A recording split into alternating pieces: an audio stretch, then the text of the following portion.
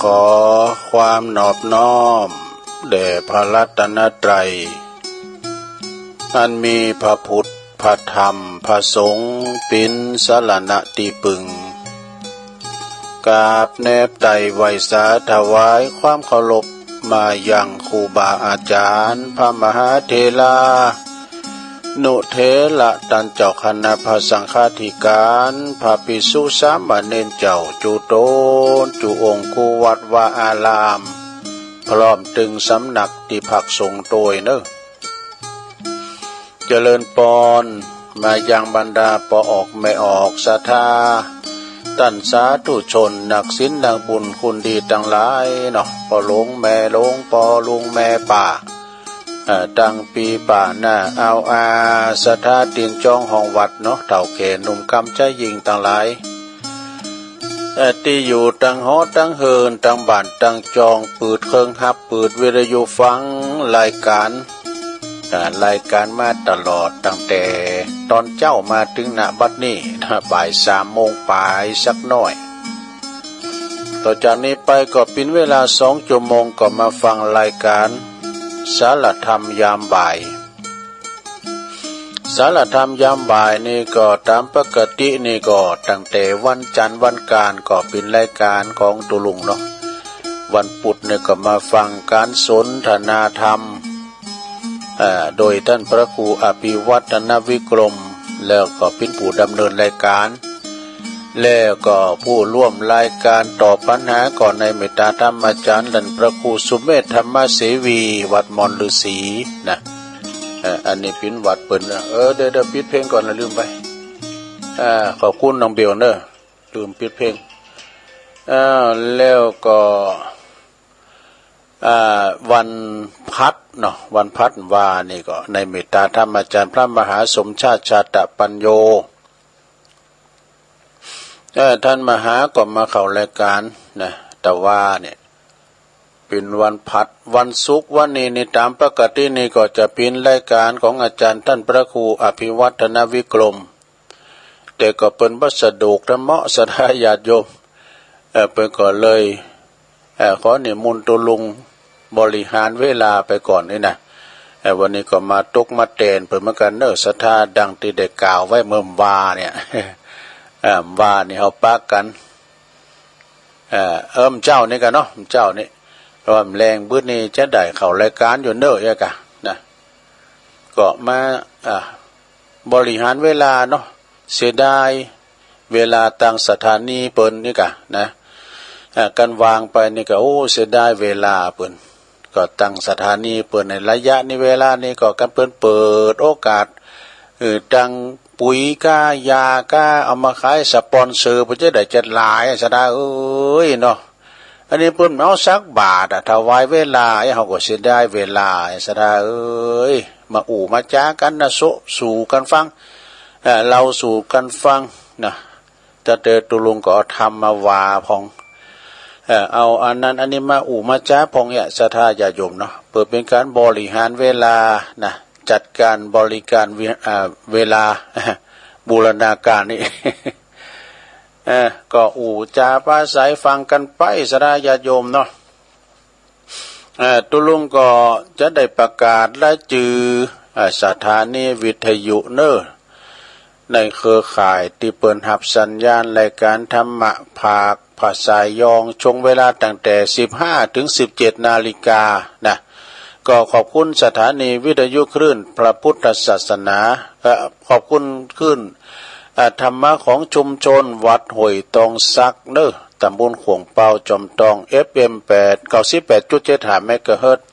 โซนไต่สายไต่ก็ฟังกันไปขอบคุณสถานีวิทยุคณะสงฆ์อำเภอฝาง FM 100.25 เมกะเฮิรตซ์เนอะขอบคุณสถานีวิทยุคลื่นพระพุทธศาสนาการศึกษาและวัฒนธรรมวัดฝายหิน FM 104.50 เมกะเฮิรตซ์ขอบคุณสถานีวิทยุมนต์เสียงธรรมมนต์เสียงธรรมจากแม่แจ่มเนอะ FM 106.25 เมกะเฮิรตซ์ขอบคุณสถานีวิทยุบ้านทุ่งเรดิโอ FM 89.50 เมกะเฮิรตซ์เนอะอำเภอสันป่าตอง ได้ลิงสัญญาณ ขอโทษเนอะลิงสัญญาณนำรายการศรัทธาได้ฟังกันวันนี้เนาะศรัทธาอันนี้เป็นคืนบุญแท้ๆต้องขอบคุณทางเจ้าหน้าที่แล้วก็เจ้าของสถานี ที่เปิ้นได้มอบหมายถวายเวลาให้กับทางคณะพระสงฆ์ได้มามาจาเนาะเปิ้นว่ากินข้าวนะก็อาหารกายธรรมะก็เป็นอาหารใจแต่จะว่าจะมาสั่งมาสอนกับประกฤตินี่มันจะโคตรเกลียดในกันในโลกนะมามาจาเราสู่จู้กันฟังนะวันนี้ก็อากาศดีแดดดีหน่อยซะดาในแรงมาก็สีว่าบดมาก็กะลึงกำนะว่านะเหมาะเอียก็ฮะเนาะกะลึงกำนะแต่มันมีฝุ่นนะ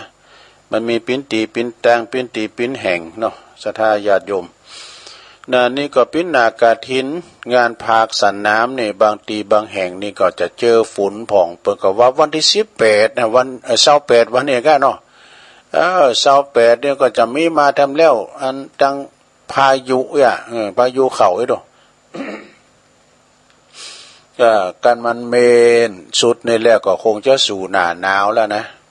เอาแล้วนี่ก็มีหมอกมีโมยกั้มหนึ่งกันเนาะมีหมอกมีโมยกั้มหนึ่งแต่ก็หายไปเพราะว่ามันยังจะมีฝ่ามีฝุ่นอยู่นะอันนี้ก็ตั้งพยากรณ์อากาศเนาะ แล้วสดาญาโยมตอนนี้ไปตัวลุงก็จะเอาอันนี้มาไหว้กันเด้อเอาอันนี้มาไหว้ให้ก่อนยังเนี่ยอันเนี้ยอันนี้เหมือนว่าอะไรกันก็แฮะเดี๋ยวลุงจะเอาเปิ้นว่าคิดดีข้อคิดของคนไม่ฉลาดเนาะสุมาข้อคิดข้อดีของคนโง่หนึ่งแปลว่าโง่เพื่อให้เติมความรู้ได้อีก2โง่เพื่อ โง่ว่าเป็นคุณยังไง 3โง่เพื่อจดจำนวนประวัติจดลดเพื่อจดจำนวนคู่แข่งลง ลดจำนวนคู่แข่งลง5กันเนาะรักษา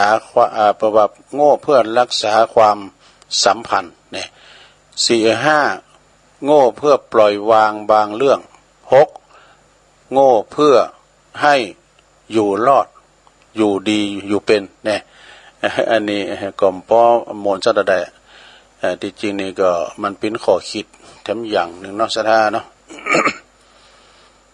มีนี่ศรัทธาญาติโยมอันนี้ก็เป็นแถมอย่างหนึ่งเป็นหนังสือที่มาจากจะเราสู่จู้กันฟังเรื่อง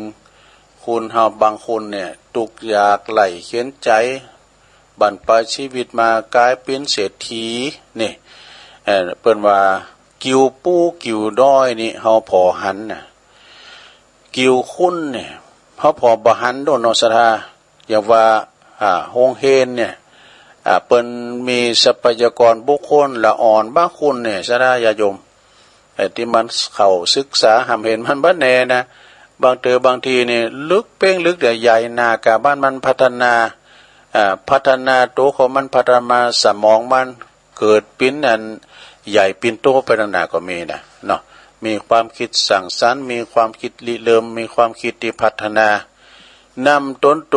ไปสู่ความสำเร็จได้นะดังเรื่องนี้เนอะศรัทธาท่านเล่าให้ฟังดำเนินตามธรรมบทว่าเมื่อพระสัมมาสัมพุทธเจ้าเปิ้นเสด็จประทับอยู่ที่พระเชตวัน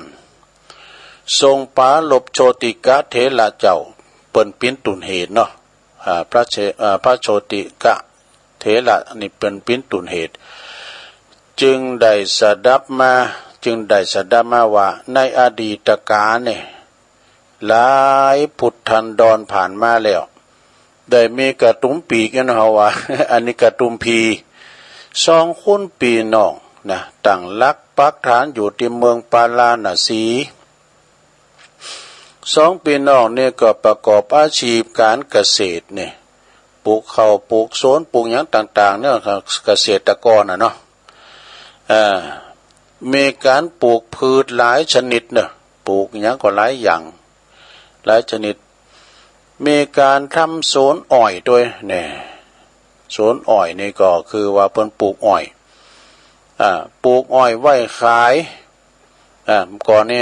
เปิ้นขายอ้อยเดี๋ยวนี้ก็ขายอยู่นะซะนะเปิ้นปลูกกันเป็นลำเป็นสันก่อนนี้เพลงเปิ้นดังไร่อ้อยคอยรัก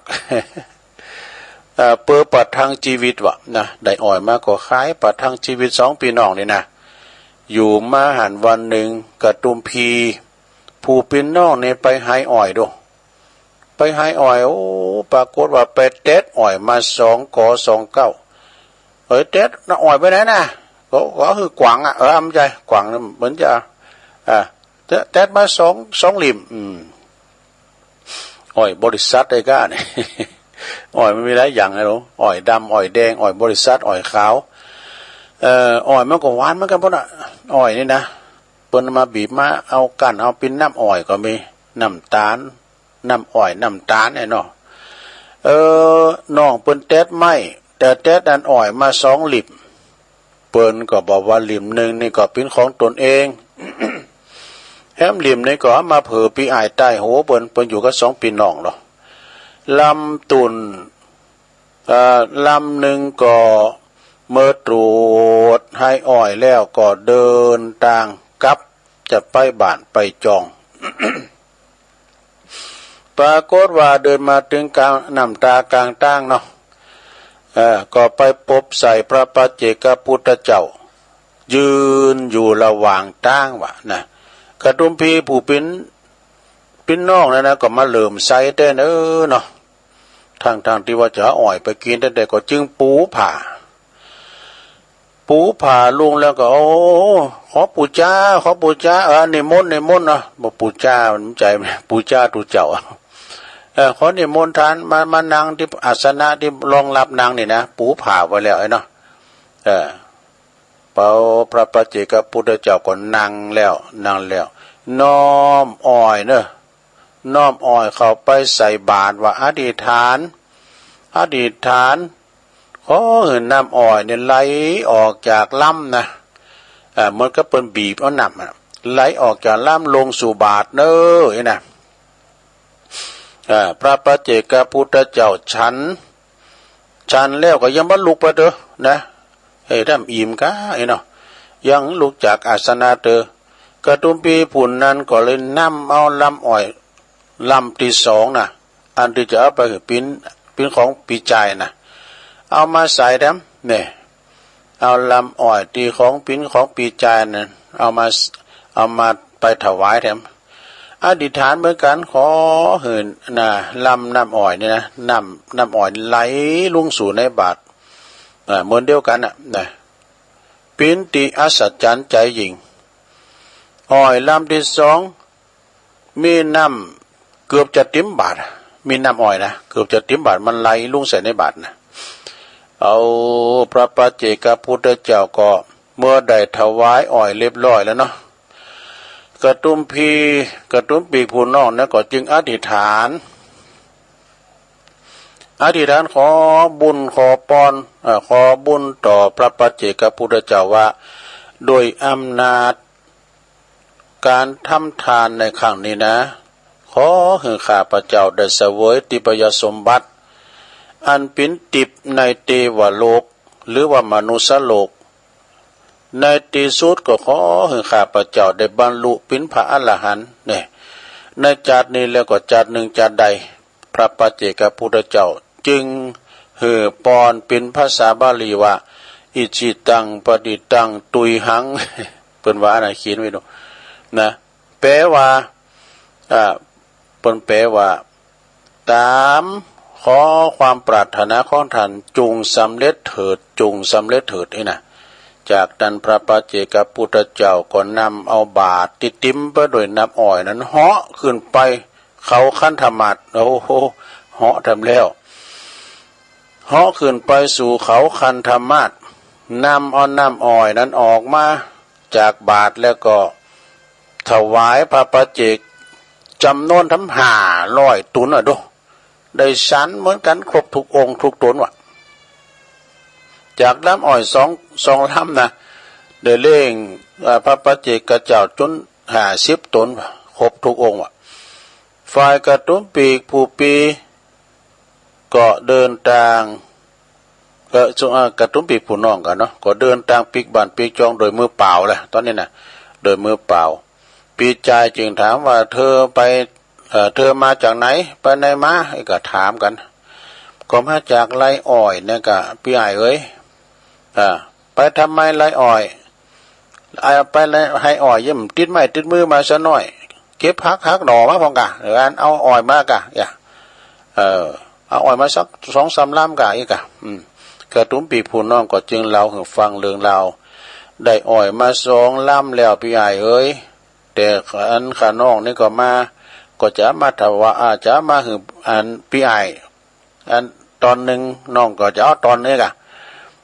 ถวายคุณละตอนคุณละกอคุณละลิ่มนี่เด้อปรากฏว่าก็มาเดินทางมาป้าใส่พระปัจเจกพุทธเจ้านะแล้วก็เลยถวายพระปัจเจกพุทธเจ้าเมื่อวานน้องชั้นน้ำอ้อยนั้นเมื่อวานน้องเอาน้ำอ้อยของส่วนของน้องนะเอาใส่อธิษฐานใส่ในบาตรเพื่อก็ย้ำลูกเตอลำที่2ซึ่งของปินของเดือนปีอ้ายนี่ก็เอามาถวายพระปัจเจกแถมแต่ท่านก็ได้น้ำอ้อยไปติ้มบาทเนาะเปิ้นก็เหาะไปเนี่ยเอาถึง2ไปถวายแล้วก็เปิ้นก็เหาะไปเอาไปเลี้ยงพระปัจเจกพุทธเจ้าจำนวน500 ตุนว่าเนาะพี่อายาแค่ได้ส่วนรวมในการทำบุญทำทานของน้องครั้งนี้ก็นะหรือว่าพี่อายขได้สตังค์ขได้เงินปิ้นอันกาอันดำอ้อยตอนนั้นนะจะเอาสตังค์ว่าจะเอาบุญนี่ก็ประมาณนั้นเนาะพี่ใจได้ฟังแล้วก็เกิดความศรัทธาเลื่อมใสว่าก่อนจึงกล่าวว่าเฮาก็ขอส่วนบุญทำทานตีน้องได้ทำครั้งนี้ตัวเด้อขอได้บุญด้วยกันเนาะอธิษฐานเด้อนี่นะจึงอธิษฐานจิตว่าในชาตินี้ชาติหน้าจะได้ชาติหนึ่งก็ดีในอนาคตเด้อขอข้าพระเจ้าสำเร็จเป็นพระอรหันต์เมื่อกระตุ้มปีผู้ปีกับ2 คนพี่น้องสิ้นบุญไปแล้วนะซะนะเนาะเรื่องเปิ้นตายไปนะตายไปแล้วก็เวียนว่ายตายเกิดอยู่ในมนุษย์โลกแล้วก็เทวโลกหลายพุทธันดรนะเมื่อมาถึงศาสนาของพระพุทธเจ้าทรงพระนามว่าวิปัสสี2 พี่น้องนั้นก็ได้เกิดมาในเมืองพันธุมดีนะเมืองพันธุมดีนี่อยู่ในตระกูลเกิดมาในตระกูลพราหมณ์อันผู้เป็นมังคังตระกูลหนึ่งก็คือเป็นตระกูลพราหมณ์ผู้ร่ำรวยทั้งมันตระกูลหนึ่งนะเมื่อทั้ง 2เจริญวัยใหญ่นากาบ้านคืนมาก็เป็นพราหมณ์ผู้ที่มังคังเนาะรักษาตระกูลมีความมังคังตลอดมามีอยู่หันวันหนึ่งมีโคสกะเนอะโคสกะนี่คือคุณประกาศเปิ้นประกาศเปล่าล่องว่าไปตัวเมืองว่าพระพุทธเจ้าพระธรรมเจ้าพระสังฆเจ้าพระพุทธเจ้าพระธรรมพระสงฆ์บังเกิดขึ้นแล้วในโลกนี้เนอะนะตันต่างหลายจงเหิดตานหักษาศีลภาวนานี่นะปฏิก็เสนะกตุมพีอันนี้ผู้ปีเนอะที่เกิดมาทำจานเนี่ยมันจือว่าเสนากตุมพีผู้ปีนี่ก็ได้ยินดังนั้นแล้วก็ไปสู่สำนักพระวิปัสสีพุทธเจ้าพระพุทธเจ้าก็หู้อัจฉริยะอัธยาศัยของเสนากตุมพีนะก็จึงตรัสเทศนาอนุบุพพิกถา เสนากตุมพีได้ฟังแล้วก็เลื่อมใสจึงขอบรรพชาขอบรรพชาขอบวชพระศาสดาไปขออนุญาตจากตระกูลมาเกิดเนอะผู้ควรอนุญาตก่อนนะนะเสนะนะแปลว่าเสนากตุมพีจึงกลับไปบ้านนะปิกไปบ้านจึงเลกอปาราชิตกตุมพีนะก็คืออันนี้เป็นกตุมพีผู้เป็นน้องไปบอกเฮน้องเนาะไปบอกเฮน้องแล้วก็สั่งบอกว่าทรัพย์สมบัติทั้งหมดเนี่ยทุกปีนี่ก็ขอมอบให้แก่น้องหมดเด้อทุกปีเมาหยังละตัดหมดแล้วนะปรุงว่างหมดแล้วตัวปีนี่จะขออนุญาตไปโบสถ์เรียกนะน้องจุงเป็นผู้ที่รักษาทรัพย์สมบัติแล้วก็ครองเรือนเด้อนะบอกกับน้องเพิ่นส่วนผู้ปีนี่จะขอลาไปโบสถ์แล้วก็พอรักษาตระกูลเฮาไว้เนี่ยแต่น้องเพิ่นก็ห้ามนะน้องก็เขากันผู้ปีไปโบสถ์แล้วก็ตระกูลเฮาก็จะแสนว่าเวกะนะจะเศร้ามองไปกะเนี่ยเมื่อตายไปแล้วน้องก็จะได้เป็นเสมือนปอเนี่ยแม่ว่าแม่ตายแล้วก็น้องก็จะถือว่าปีเนี่ยเป็นปอเป็นแม่นะตระกูลเฮานี่ก็พ่อแม่มีแล้วเหรอที่แม่ว่ามีปีอยู่ปีใจอยู่นี่นะก็เหมือนถึงปอหนึ่งแม่เด้อแล้วก็การว่าปีไปโบสถ์ด้วยก็ตระกูลนั้นก็จะเศร้ามองนี่เห็นนะจะว่าเวเมื่อตายไปแล้วนี่ก็จะมีไผสืบทอดแทนนี่นะปีอ้ายก็คอติ๊กน้องก็คัดถอยคำอ่อนวอนของปีอ้ายใต้โหบ้านไหนก็เลยอนุญาตไปถ้าใครโบสถ์ก็ไปได้ไปนี่นะน้องก็อนุญาตเมื่อว่าไปโบสถ์แล้วพระเสนะก็ได้สำเร็จเป็นพระอรหันตาแต่เป็นสำเร็จแล้วนะในศาสนาของพระวิปัสสีพุทธเจ้านะฝ่ายผู้น้องเนาะกระตุ้มปีผู้น้องนั้นพร้อมโดยบริวารก็ไปถวายต้านไปถวายต้านทอดกฐินไม่ใช่ทอดกฐินไปถวายต้านที่วัดจึงเข้าไปกราบนะพระเสนะผู้เป็นปีแล้วก็กล่าวว่าหลวงพี่นะเป็นไว้นะหลวงพี่ป้นแล้วจากบ่วงแห่งมารนะหลวงพี่นี่ป้นแล้วจากบ่วงแห่งมารเด้อนะส่วนว่าน้องนั้นยังคลุกคลีอยู่กับกรรมคุณต่างๆอยู่ก็ในชีวิตฆราวาสก็เป็นอย่างกันเนาะขอพระเจ้าปีจุงแนะนำในการทำบุญให้น้องของเตอน้องเปิดใครทำบุญนะแนะนำในการทำบุญให้น้องของเตอนะเป็นมหาบุญแก่กับผมของเตอนะนี่น้องเปิ้นไปขอบุญว่านะทำบุญอย่างไรพระเสนะก็เลยจึงแนะนำให้สร้างคันธกุฏิถวายกะเป็นกุฏิทานไปสร้างคันธกุฏิถวายพระศาสดากะนะเขาจึงได้จัดแจงให้ช่างไปสร้างกุฏิหลังใหญ่วะนะประดับประดาไปด้วยแก้ว7ประการกันเด้อแก้ว7ประการส่วนคอกนั่นก็4คอกของพระคันธกุฏินั้นเขาหวานแก้วมณีเด้อหวานแก้วมณีสูงเพียงโหกันนะสูงเพียงหัวเข่าวะหวานแก้วมณีสูงเพียงหัวเข่าเมื่อสั่งเสร็จแล้วเขาก็จึงไปกราบหลวงพี่พระเสนะนะซึ่งเป็นตุปีของเพิ่นนะกราบทูลพระศาสดาเข้าไปอยู่อาศัยหลับพระคันธกุฏิแล้วเนาะเป็นสังฆทานเรียบร้อยลานใจผู้มีชื่อว่าลานใจของเพิ่นมีชื่อว่าอัปปราชิตเหมือนลุงนะเหมือนลุงแล้วก็โลมในการก่อสร้างเหมือนกันเนอะส่วนว่าปราชิตอัปปราชิตบ่หือหลานมีส่วนรวมย่านก่อสร้างโดยการยืมหือมีส่วนรวมท่านหลานจึงขอ ขอไปสั่งกุญชรกุฏิภายหลังภายหลังมาสั่งศาสนาพระสัมมานาโคดมวกไปวนมากันนะลงเนอะได้มาเกิดเป็นมหาได้มาเกิดเป็นมนตกาเศรษฐีส่วนอัปปราชิตกตุมปีกผู้อันสร้างกันทากุฏิก็ได้ถวายพระศาสดาแล้วก็ทำทา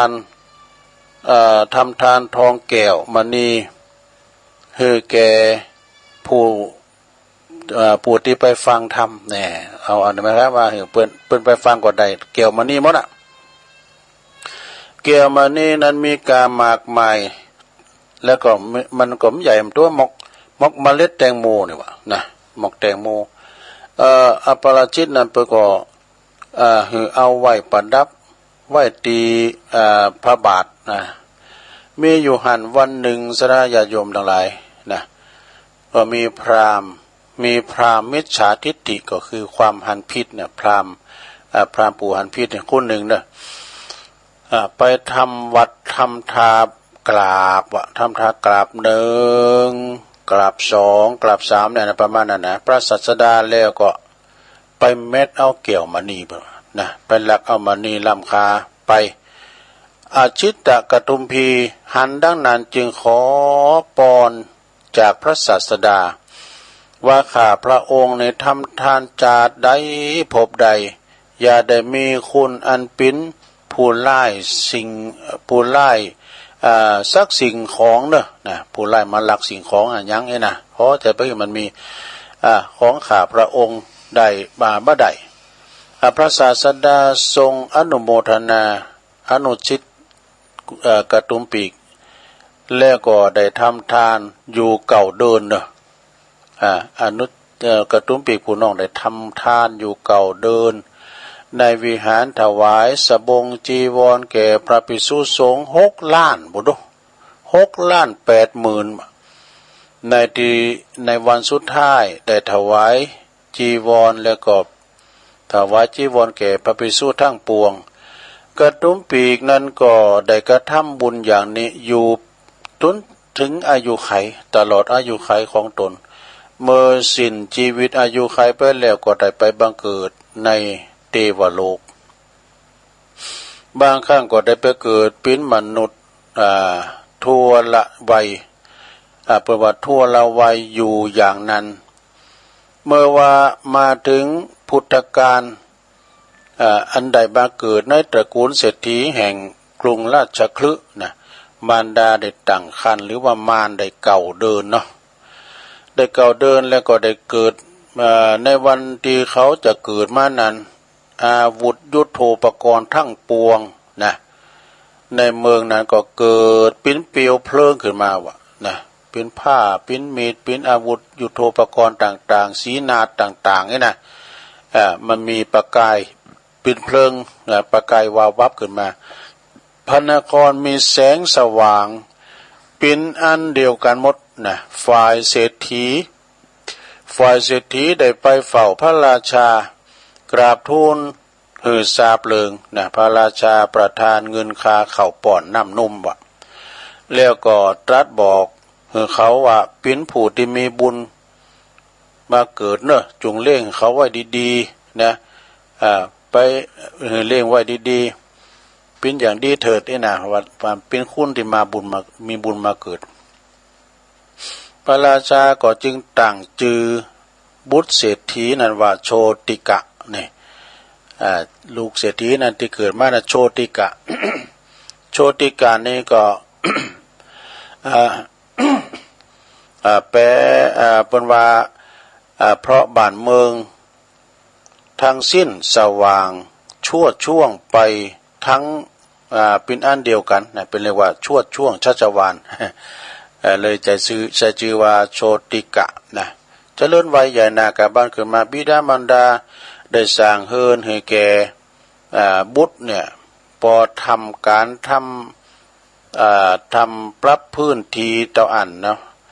ก็ห้อนไปถึงพระอินทร์เป็นปรับปรุงพื้นที่จะแปลงหอแปลงเฮือนโชติกะนี่ พระฮ้อนถึงพญาอินทร์บ่พญาอินทร์ก็เลยฮู้ว่าฝูงชนทั้งหลายกำลังจัดปรับปรุงพื้นที่แล้วก็ทำแปลงเฮือนโชติกะพระอินทร์ก็เลยจำแรงนะลุงเสด็จจากสวงสวรรค์จำแรงเนาะจำแรงแปลงกายเป็นนายช่างใหม่แน่แสลงเป็นสลาไม้เนาะแล้วก็มาถามโพกทันทำหยังกันกะไอ้น่ะก็ฮู้ว่ากำลังปรับพื้นที่จะแปลงเฮือนให้แก่โชติกะโพกเธอจงหลีกไปไอ้ว่าโชติกานี่บ่อยู่เฮือนที่โพกสูโพกเธอเขาสร้างลอกไอ้ว่าพระอินทร์ก็เลย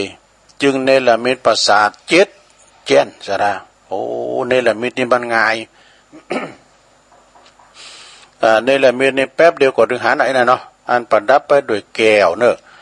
ประดับไปด้วยแก้ว7 ประการว่ะมีแก้วมีกำแพงแก้ว7 จั่นนะแล้วก็คุ้มทรัพย์ทั้ง4 คุ้มมาดูอยู่ในบริเวณปราสาทนั้นพระอินทร์ได้ตั้งยักษ์นะตั้งยักษ์ในยักษ์กุมพันธ์เนี่ยนะรักษาปราสาทไว้7 จั่น7 ตุนดูยักษ์ทั้งหลายก็รักษาปราสาทไว้นะต่อมาปราสาทของโชติกะดูโดดเด่นสง่างามกว่าปราสาทของไผ่พระเจ้าปิมพิสารเนี่ยทรงทราบจึงประทานสเวตฉัตรเศรษฐีเนอะนะสเวตฉัตรเศรษฐีแล้วก็ไปพร้อมกับแต่งตั้งเจ้าอาวาสเอาพระใจไหน มันเกิดไปนะบุญอ่ะมันเคยประกาศเนาะแต่งตั้งในทิฏนามที่มหาเศรษฐีเนี่ยชื่อว่าโชติกะมหาเศรษฐีเนี่ยโชติกะเศรษฐีนะส่วนแม่ยิงทั้งหลายที่เป็นลมทำบุญไปเกิดในอุตรกุตุทวีปไปเกิดในอุตรกุลุทวีป เทวดาทั้งหลายจึงใจว2 ว8ไม่ทำบุญนะหมอ จึงใจวทองวะวทองหือนางนะหือนางแล้วก็หามมาเป็นภรรยาของเศรษฐีวะดูชื่อว่าผู้ชื่อโชติกะนะโดยอำนาจแห่งการทำบุญสุนทานนะในอดีตชาตินั้นโชติกะเศรษฐีกับภรรยาหันมาปัญชนีนะเพราะว่าเปิ้นได้ตามมาหลายภพหลายชาติเจ้าบ้านเจ้าเมืองในชมพูทวีปนั้นนะเปิ้นก็ว่าโอ้จึงแตกตื่นกันมาชมปราสาทสอยเวจยนต์มาชมปราสาทของโชติกะเศรษฐีนะชมสถานที่ชมคุ้มทรัพย์โดยแล้วก็ชมมาพอนี่ก็พอชมก็แปลว่าพอความงามความสวยความงามของโชติกะเศรษฐีและภรรยานะแล้วมีคนมามากมายจึงงานแสดงหุงข้าวเนี่ยแต่พอเนี่ยแต่หุงข้าวถ้า1 ข้าวแต่หุงข้าวพอแบบใจ3 ก่อนเสาเนี่ย3 ก่อนเสาโดยที่ว่าไม่ใช่หม้อหุงข้าวไฟฟ้านะ โดยบัดใจเพียงมาครับว่า3 ก่อนเสานะโดยบัดใจไฟเพียงยกขึ้น3 ก่อนเสาไฟก็ลุกมาโดยอัตโนมัติหมดทนเน็ตเรื่องหม้อหุงข้าวไฟฟ้าได้การปฏิบัติตามมันก็แปลว่าไฟลุนกุ่นว่าหรอการปลดออกมาไฟนั่นก็วอดลงว่ะเนี่ยไฟมันก็มอดไปเองแล้วก็เน็ตเลื่อนหม้อหุงข้าวไฟฟ้าเอากันนะมันอิ่มทิพย์luônอ่ะมี3 ก่อนเสานะการเปิ้นยกเอาหม้อข้าวต่างให้นะไฟมันก็ลุกลุนกุ่นว่ะนะไฟมันเขียวอย่างไฟเกล็ดนะกะการยกออกมากับไฟมันก็มอดไปคนเดียวว่ะเนี่ยถึงแม้ว่าเจ้าบ้านมามากมายแค่ไหนโชติกะเศรษฐีกับภริยาก็สามารถเลี้ยงอาหารแขกผู้ที่มาเยือนท้องถิ่นถึงที่ถิ่นนะได้ตลอดเวลาว่ะข้าวบ่วิตแรงแกงบ่วิตหม้อมาถือก็เลี้ยงได้หมดว่ะและเป็นเศรษฐีผู้เป็นพุทธมามกะนะ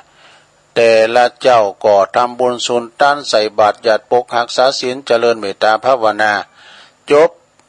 เรื่องโชติกะเศรษฐีเพียงเท่านี้เอวังก็มีด้วยประการฉะนี้โอ้ใครคุกคักว่าหน่อยนะสดาเนอะ หลงตุลุงก็ไม่ได้เลียบแต่นะความจริงก็เหมือนกับวาละกรรมเขานะไข่อันคุกคักไปหน่อย ขอโทษด้วยเด้อไม่ได้อันไม่ได้ดังใจเหมือนแม่หลวงเขาเคยฟังเนาะอันนี้ก็ไม่ได้เลียบแต่ว่านะก่อนสดาญาติโยมก็ขอประกาศเนาะข่าวสารงานบุญนะเจ้าก็ไปอยู่ไปเยี่ยมวัดมอนฤาษีมาเนาะ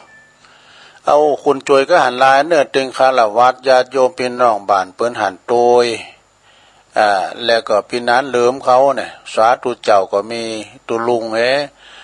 มีท่านมหาสมชาติท่านอาจารย์วันใหม่ก็ปากันไปก็มีแม่ครูยาเขาเนาะโยมพัฒนันเขาเนี่ยเปิดกมาตานวันนั้นเปิ่มได้มาเนี่ยเปิดกมาตานตุลุงเขาก็ปันป้อนเปิ้นพระครูสุเมธเขาเนาะปันป้อนเปิ้น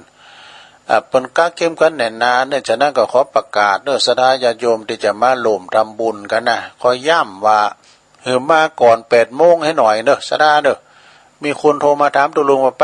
กี่โมงแต่กันกินข้าวตอนแล้วก็ห่างเรื่องกันเด้อ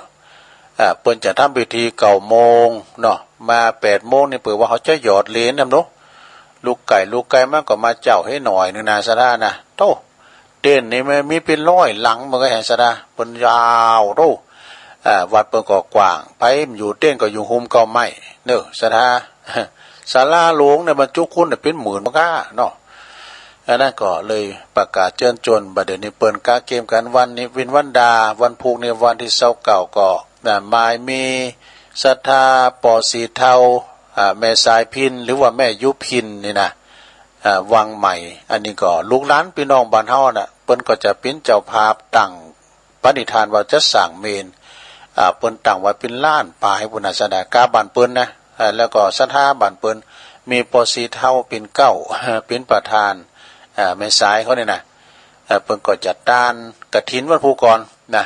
เปิ้นจะเอาแปลงเมนนะแปลงเมนแล้วก็วันพุธนี้เฮาก็ไปหยอดเหรียญกันได้แล้วเด้อหยอดเหรียญกันได้แล้วก็วันที่30เฮาก็ไปมหาชนทั้งหลายเนี่ยครูบาอาจารย์จะมากันเต็มนะสนาเด้อใครมีเวลาก็ไปพุกเลยก็ได้นะไปหยอดเหรียญกันเนาะอันนี้ก็เป็นวันที่30นี่มอนฤาษี2 วันเนาะแล้วก็วันที่1ก็ปุ้นเราจะไปตานกันตีวัดทุ่งโป่งเด้อทุ่งโป่งเมืองปานวัดของอาจารย์ท่านพระมหาสมชาติชาตปัญโยเขาจะไปตอดกฐินในวันที่1นะสดาญาติโยมเขาก็ไปกินข้าวง่ายกันตีตุงเกวียนกาดตุงเกวียนเนาะไปตามปกติกุเตือนนะอันนั้นก็ขอประกาศเชิญชวนเนื้อศรัทธาพระจะไปขอปากันไปวันที่1 พฤศจิกายนนะแล้วก็วันที่วันที่3วัดบันกิวก็ตู้จ้อย แล้วก็วันที่4ที่5ที่6นะโอ้เน่นนะฮะเลยเด้อสระเนาะแต่ก่อนอื่นนะต้องขอประกาศงานมรณกรรมไว้ก่อนเด้อโดยว่าแม่อุ้ยหมอนทาแม่อุ้ยหมอนท่าเนี่ยเปิ้นเป็นมารดาเป็นแม่ของแม่จันเลื่อนใสแม่จันเลื่อนใสก็เปิ้นก็เป็นอยู่ในคืนสีขาวเฮานะ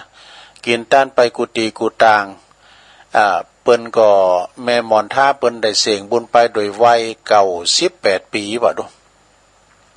แล้วก็เปิ้นก็จะมีกินมีทานกันกูคืนวันนี้ก็ตั้งคณะศรัทธาเหล่ามนทาปักตั้งเจริญแล้วเปิดจะไปเป็นเจ้าภาพโลมนะแล้วบุญนี่ก็ท่านวันใหม่ก็จะมาหับตุลุงไปด้วยนะไปเป็นเจ้าภาพโลมเนาะที่วัดเวงบ้านเวงตะการเนี่ยหลายวัดอันนั้นซะนะเนี่ยเมื่อคำบุญนี่จะไปเป็นเจ้าภาพโลมเปิ้นเนาะนะและเปิดจะส่งสักการตั้นขาบกันก่อปุ่นวันที่31ได้กันฮะเนาะไม่ใช่32นะ31นะ31นี่เป็นวันส่งสักการตั้นขาบก็ขอประกาศพี่น้องละแวกไก่เคียงนะไปลมส่งสักการตั้นขาบอุ้ยหมอนเนอร์อุ้ยหมอนท่าอายุ98 ปีเปิ้นได้เสียแก่ชีวิตไปหลายวันเนาะนะฉะนั้นก็เมื่อคำยามคืนก็ไปฟังเทศน์ฟังธรรมกัน ฟังนำฟังธรรมวันนี้ตุลุงก็เปิ้นจะมาหับเอ้นะตุลุงก็ว่าเขาตุลุงหั่งมีรถนี่ได้กะ อาจารย์มหาสมศักดิ์ไปเป็นอย่างตุลุงเอาไปหับก็ได้แล้วโอ้ดีกะก็เอาผ้าไตรหยังปัจจัยไปหอมเปิ้นเนี่ยเนาะสำหรับในคืนสีขาวนี่เปิ้นก็นิมนต์ไว้นะท่านอาจารย์พระครูอภิวัฒนวิกรมนี่เปิ้นก็ปิ้นอันเรียกว่าผู้จัดนิมนต์สาธุเจ้าที่เปิ้นจะไปโปรดเมตตาในวันที่31นั้นก็10ตุนนะ10รูปคือจะได้ไปสวดพุทธมนต์ไปส่งสการตั้งขาบอุยบ่อนขั้นนี้ก็มี10รูปดังต่อไปนี้นะในวันที่31นั้นก็เวลา9 โมงก็จัดพระหนะไปเองตุลุงมีรถทำแล้วนะก็มี1พระครูวิพาทวรคุณเจ้าวัดดงป่าหวาย2พระครูสุเมธธรรมเสวีเจ้าวัดม่อนฤาษี3พระครูสถิตสารคุณเจ้าวัดหนองผาขาว4อันนี้โอ้ตุลุงก็มีโต๊ะสำรวจก็ตุลุงก็ได้ไปอยู่นะแล้วก็5พระครูกัลยาณปราโมทย์วัดม่อนห้วยแก้ว6ท่านพระครูวรธรรมนาถวัดหนองเหง7พระครูสังวรศิลาภิลักษ์วัดทรายมูล8พระอธิการจิรเดชอนาลโสอนิวัตยางคราม9ท่านพระอาจารย์สาธิตธีระปัญโยสถาบันธรรมาภิวัตรจังหวัดลำปาง10พระอาจารย์สมชาติชาตปัญโยวัดทุ่งโป่ง11พระครูสังฆรักษ์ธนอัตรัตนสิริ12กันเดิมใจ10ตุนนะแล้วก็12พระครูสังฆรักษ์ธนอัตรัตนสิรินี่เป็นวัดหาริกาลามเด้อสันมณะลำพูนบุญนะ12ท่านพระอาจารย์จำเริญโชติธรรมโมวัดพระธาตุมอนปิ่นอำเภอฝางจังหวัดเชียงใหม่เด้อรูปไหนทำได้ไปประกอบแจ้งก่อนวันที่เสาเก่าเพื่อจะได้จัดตุนใหม่เต้นนี่นะสดาเนาะอันนี้ก็ลงนามพระครูอภิวัฒนวิกรมเด้ออันนี้ก็อุทิศว่าการข่าวมรณกรรมนะจบไปสดาญาติโยมนั่นแหละขอโทษเลยเด้อส่งกระแสเสียงไปหลายอำเภอเนาะสดาญาติโยมก็มีเปิ้นมาตักตังลายนะก็มีแม่จันสมก็ดีผ่องสีแก้วฟั่นจากสันกำแพงก็ดีแล้วก็มีกลุ่มเทพาลักษณ์ว2 ว 8ด้วยนะแม่แดงอัมพรแก่นดอกไม้จอมตองบรรจงกันทวงศ์นำดิบเหนือชมรมสกาย76ด้วยอุยสาวคุ้มตะวันแม่กันดาสีเนตรจากหางดงชัดเจนดีคนดอยนกยุงไหวสานะครับเด้อคุณแม่เพลินแม่ครูเพลินพิษทิพลึกจากบ้านแป้นแม่เดือนเพนทิมวางจากน้องหานำบ่อโลงเนาะแม่จิรพันธ์โมป้อเวียงป่าเป่าแม่ครูทองคำที่วงคำนะเสาหินสีโบบานแม่ชีกันดนิสายะเวียงป่าเป่าแม่หลงสายฝนท่านจบสกรรมสายดินหมายก่อนใครแล้วเหรอเจริญปอนมาเจอสัตรูนี่แม่บอกอยู่เนอะวันนี้ดีกว่านี้นะเมื่อกี้ฝนตกนักขนาดรู้มีฝนตก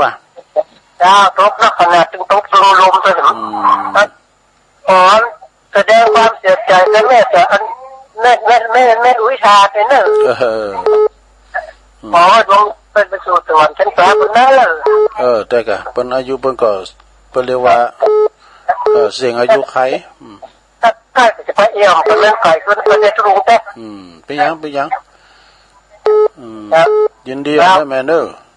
จูงเนอะจะจูงเนอะตุยินดีหลายๆวันนี้ก็คุกคักไปหน่อยตุลุงอู่ก็แน่นใจมันก็เจริญปอนเจ้าไอ้ตาเจ้าไม่หน่อยกัดนัดเจ้าไม่น้อยเจ้าเขาแสดงความเสียใจในจันล้นใจด้วยเลยเจ้าเป็นไปดีเลยเนาะเปิ่นไปสวรรค์แล้วเนาะเปิ่นก็สมควรไวป่ะน่ะยอมลอยไป2 ปีเจ้าวันนี้ขออ่านก้อนลมหายใจ เอาเลย1 วันนั้นเล่าหมู่เฮาหายใจ1 นาทีนาย14เจอเจ้าแล้ว1 ชั่วโมงหายใจออกเข่าต่อได้กระเจ้าคูดู840ตีเข่าออกคู่มาลองคูณดู1 วันนะเจ้า2160ออกเข่าหมู่เฮาหนุ่มเท่าเอาควางมาได้ขอหือหูลมตีเฮาหายใจวางไปเดียวใดเสียได้ก็เจ้าขอหือหูลมตีออกตีเข่าเอาควางไปเปล่าบ่ได้ถ้าเฮาบ่ดูหนุ่มเฒ่าตั้งหลายวางไปเดียวใดดินลั่นเจ้าเสียได้ลมออกเสียได้ลมเข่าทำเอาเจ้าให้บ่ทำเส้น1 วันเป็นหมื่นเดิน1 เซนใช้บ่หูเซนเฮาเดินเจ้าต้องคืนเดียวคนบ่ทำกันบ่ต้องเห็นเขาขอหือตัวเฮาทำเอาหือใดวันละ1 ครั้งหูลมหายใจนักหน่อยต่อใดบอกเป็นยังเจ้าขอหือใดทำจึงหนุ่มจึงเฒ่าลมเข้าลมออกถึงวันหาใครทำใดเอาไก่นิบ้านตะวันวิมานจักพูดรอถาชีวิตสันลงจักไปรอจ่าจักไปรอถาเท่าแล้วคอยทำอยู่ทำตอนนี้ก่อนตีเป็นจำจักต้วยมาสั่นบ่หันลมเจ้าทำการทำงานจึงหนุ่มจึงเฒ่าขอนับให้เจ้าเนินนายพยายามทำจักหน่อยหรือหลายดูลมไปตึงวันนะเจ้าตึงวันนะเจ้าตุลุงเป็นนะว่าตุลุง1 นาทีขีเตอร์อันนี้หน่อยที่ขีเตอร์จ้าไว้ เจริญพรเจริญพร อยากได้จับจ้าไปลุง อ๋อมาสีทอนนะ เจ้า มาสีทอนน้องบัว จ้าชัดเจนนี่ได้วันนี้นะไปลุงดีกะ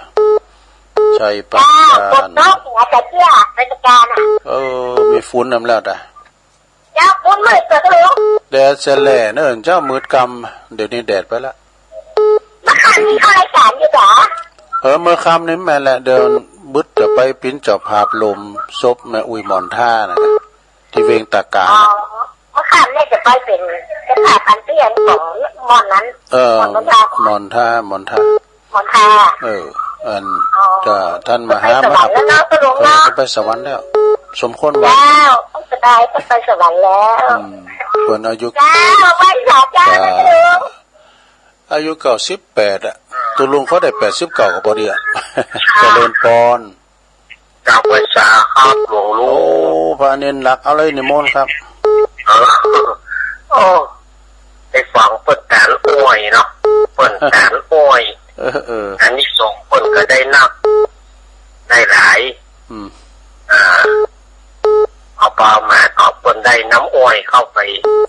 เกิดมาภาวะจติใดปนเขาประกันเนาะครับผมอันนี้เขาอันนี้ส่งการอ้อย2 เล่มมาได้เนาะนักการได้เรื่องงั้นพระมหาอรหันตา500กันน่ะปัจเจกะครับอันนั้นครับวันนี้อันหลวงลุงจะไปอันลุงแกไปบ้านแม่จานแก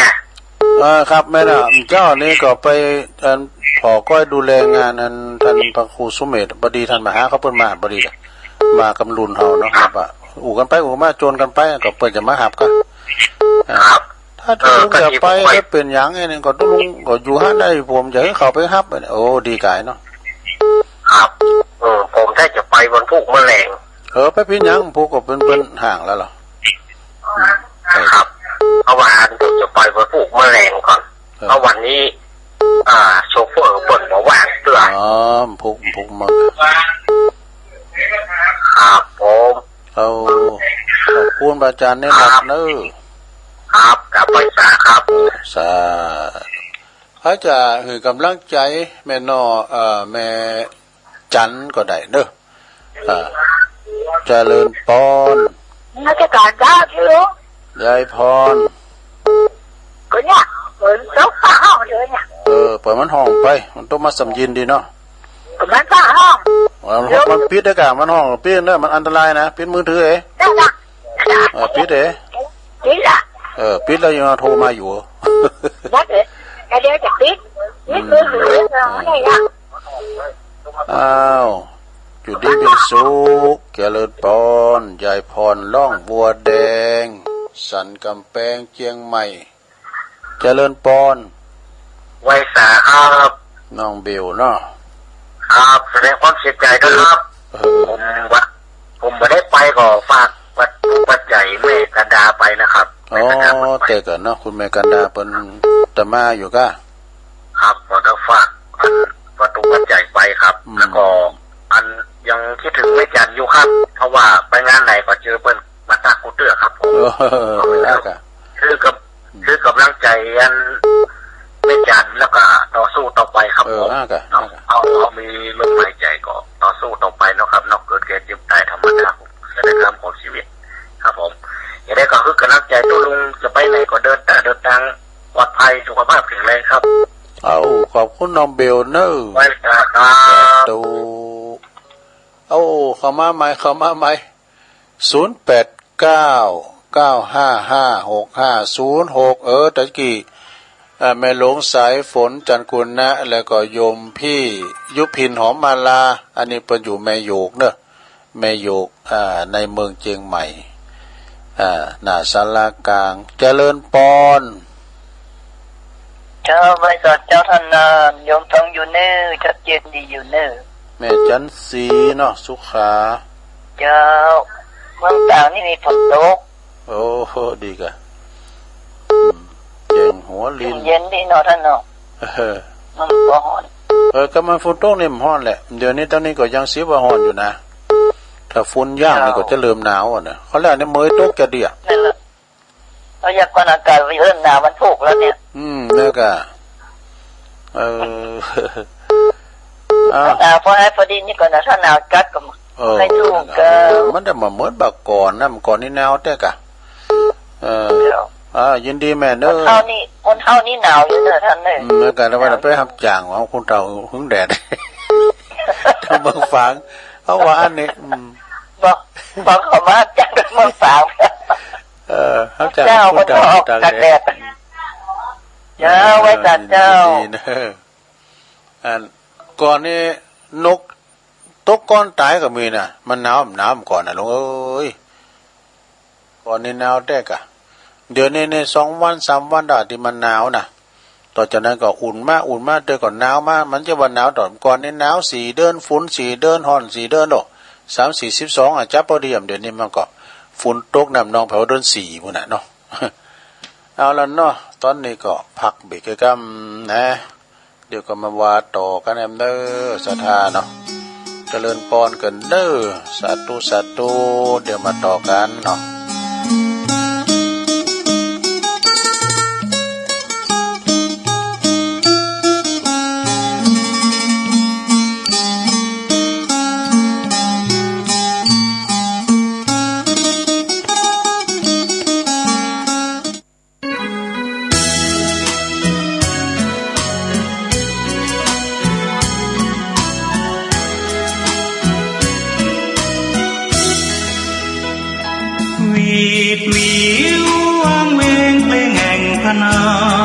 วัดดอยศพฟางเสียดฟ้าอยากหาผู้ใดกลายคลำพระเนรผู้น้อยตามรอยแห่งพุทธประธรรมหลวงพ่อเจ้าคุณหนุนนำให้ความรู้สิวิไลดังแสงเรื่องรองลอยท่องนภาพระธาตุศพฟางลอยฟ้าส่องแสงเมตตาพาไกลพระบายดีกาถาวรอวยพรตอนใจศรัทธาพึ่งพารักใครเติมไฟให้พระเทียมทันพระอยู่ดอยดุจแสงหิ่งห้อยกลางป่าขจัดความมืดนาสร้างเสริมปัญญาคงมันศรัทธาหน้าที่พร้อมพลี สุขสารพันพระศาสดายึดมั่นความใฝ่ฝันนั้นคือผู้ให้จากแสงเลื่อนลางระหว่างยอดดอยเริ่มส่องประกายใหญ่น้อยความรู้พระธรรมยิ่งใหญ่แต่พระผู้น้อยยังคอยญาติโยมทั่วไทยเยือนฝ่าแม่อายครั้งใดแวะไหว้พระธาตุคู่ดอย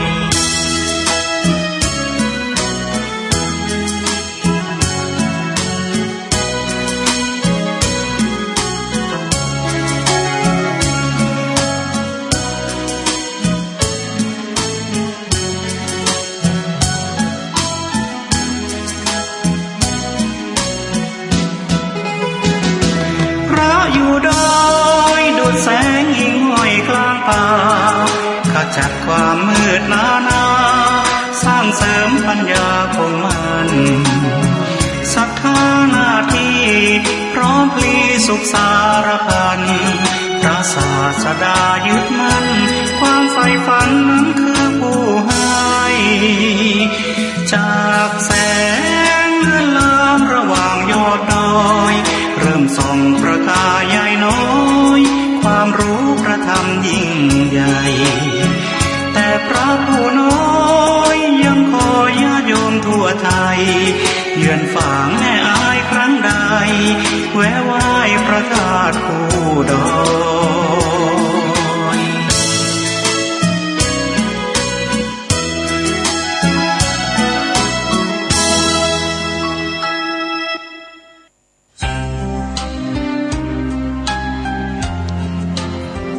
นะโม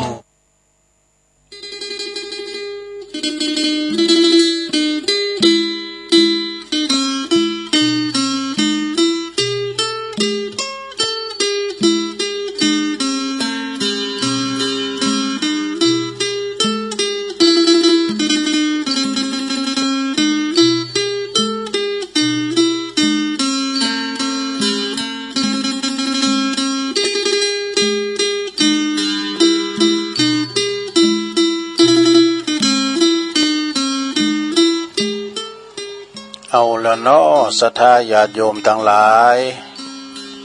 ตุลุงก็พักจิบน้ำไปเที่ยวไปเที่ยวมายืดสิ้นยืดสายก็มาฟังช่วงที่สองสุดท้ายต่อเนาะวันนี้ก็รู้สึกว่าจะเต้นหน่อยเนอะเพราะใครลง ก็ได้ดีใจอยู่ที่ได้มาพบมาปะกันเนาะศรัทธาญาติโยมทั้งหลายประกาศทำกรรมวันพุกในแล้วนะศรัทธางานผ่ากฐินนะตอดกฐินหลายวัดเนอะวัดเหล่ายาวใต้ตัวเนอะในเมตตาบารมีธรรมอาจารย์ท่านพระครูสังฆรักษ์สมบัติอภิรัมมณีโยนะวัดเหล่ายาวใต้นี่ก็เปิ้นก็จะมีวันพุกช่วงตอนบ่ายเนาะนะในเมตตาธรรมอาจารย์พระครูที่จีนปรากฏนิมนต์มันก็แล้วไม่ได้ไปสักครั้งนี่นะ มาติดที่วัดดอนจืนเนี่ยดอนจืนก่อมพุกเนอะดอนจืนก็ตำบลเดียวกันได้วัดดอนจืนก็เพิ่นก็จะตอดในตอนเจ้านะ9 โมงเนาะก็จะได้ไปจอยที่วัดดอนจืนในเมตตาธรรมอาจารย์พระครูมานัสสุทธิกรอาจารย์สังวานแล้วก็วัดฝายหินด้วยเนาะพวกนี้นะฝายหินมอชอต่างกันตุปีหนุ่มเขาก็เลี้ยวจากหันแล้วก็จะอพยพเอาเครื่องมาตั้งที่วัดมอนฤาษีที่วัดมอนฤาษีนะวันพุกเนี่ยนะแต่ว่าวันที่29วันพุกนี่ก็เวลาประมาณเตียงนี่ก็จะได้ถ้าฟังการถ่ายทอดเนอะที่วัดมอนฤาษีนะเปิดจะมีถ่ายทอดเสียงตัวแล้วก็ในวันที่30นี่ก็ตุลุงก็จัดรายการตอนเจ้าปุ่นนะวันนี้ไปเรียนเวงตาการพุกนี่ก็กับท่านมหาสมศาสตร์ก็ไปนอนที่วัดมอนฤาษีปุ่นละพุกนะไปจัดรายการโดยการปุ่นเนาะศรัทธาญาติโยมทั้งหลาย แล้วก็สดาก็ไปจอมกันเนอะที่วัดมอนฤาษีที่ตุลุงได้ประกาศไปเนาะทำงานหนึ่งประกาศให้หน่อยเนาะท่านนายกก็ฝากประกาศมาเหมือนกันก็โดยเหตุว่าวันที่เดินจีปิงเนี่ยเพื่อจะมีการจัดงานวันลอยกระทงที่ฝ่ายแม่น้ำปิงนี่นะที่ตีนด้วยหน่อยเนี่ยมไก่โดยองค์การบริหารส่วนตำบลโดยหล่อของเฮาเนี่ยเปิ้นจะมีแข่งเฮอหามีเจ็ตฟรีพายเนาะแข่งเฮอเจ็ตฟรีพายหลายขณะเนอะที่เปิ้นจะมากันน่ะแล้วก็จะมีแข่งกองหลงแบบล้านนาโดยด้วยแข่งวาวห่มควันโดยแล้วก็กีฬาปืนบ้านก็หลายอย่าง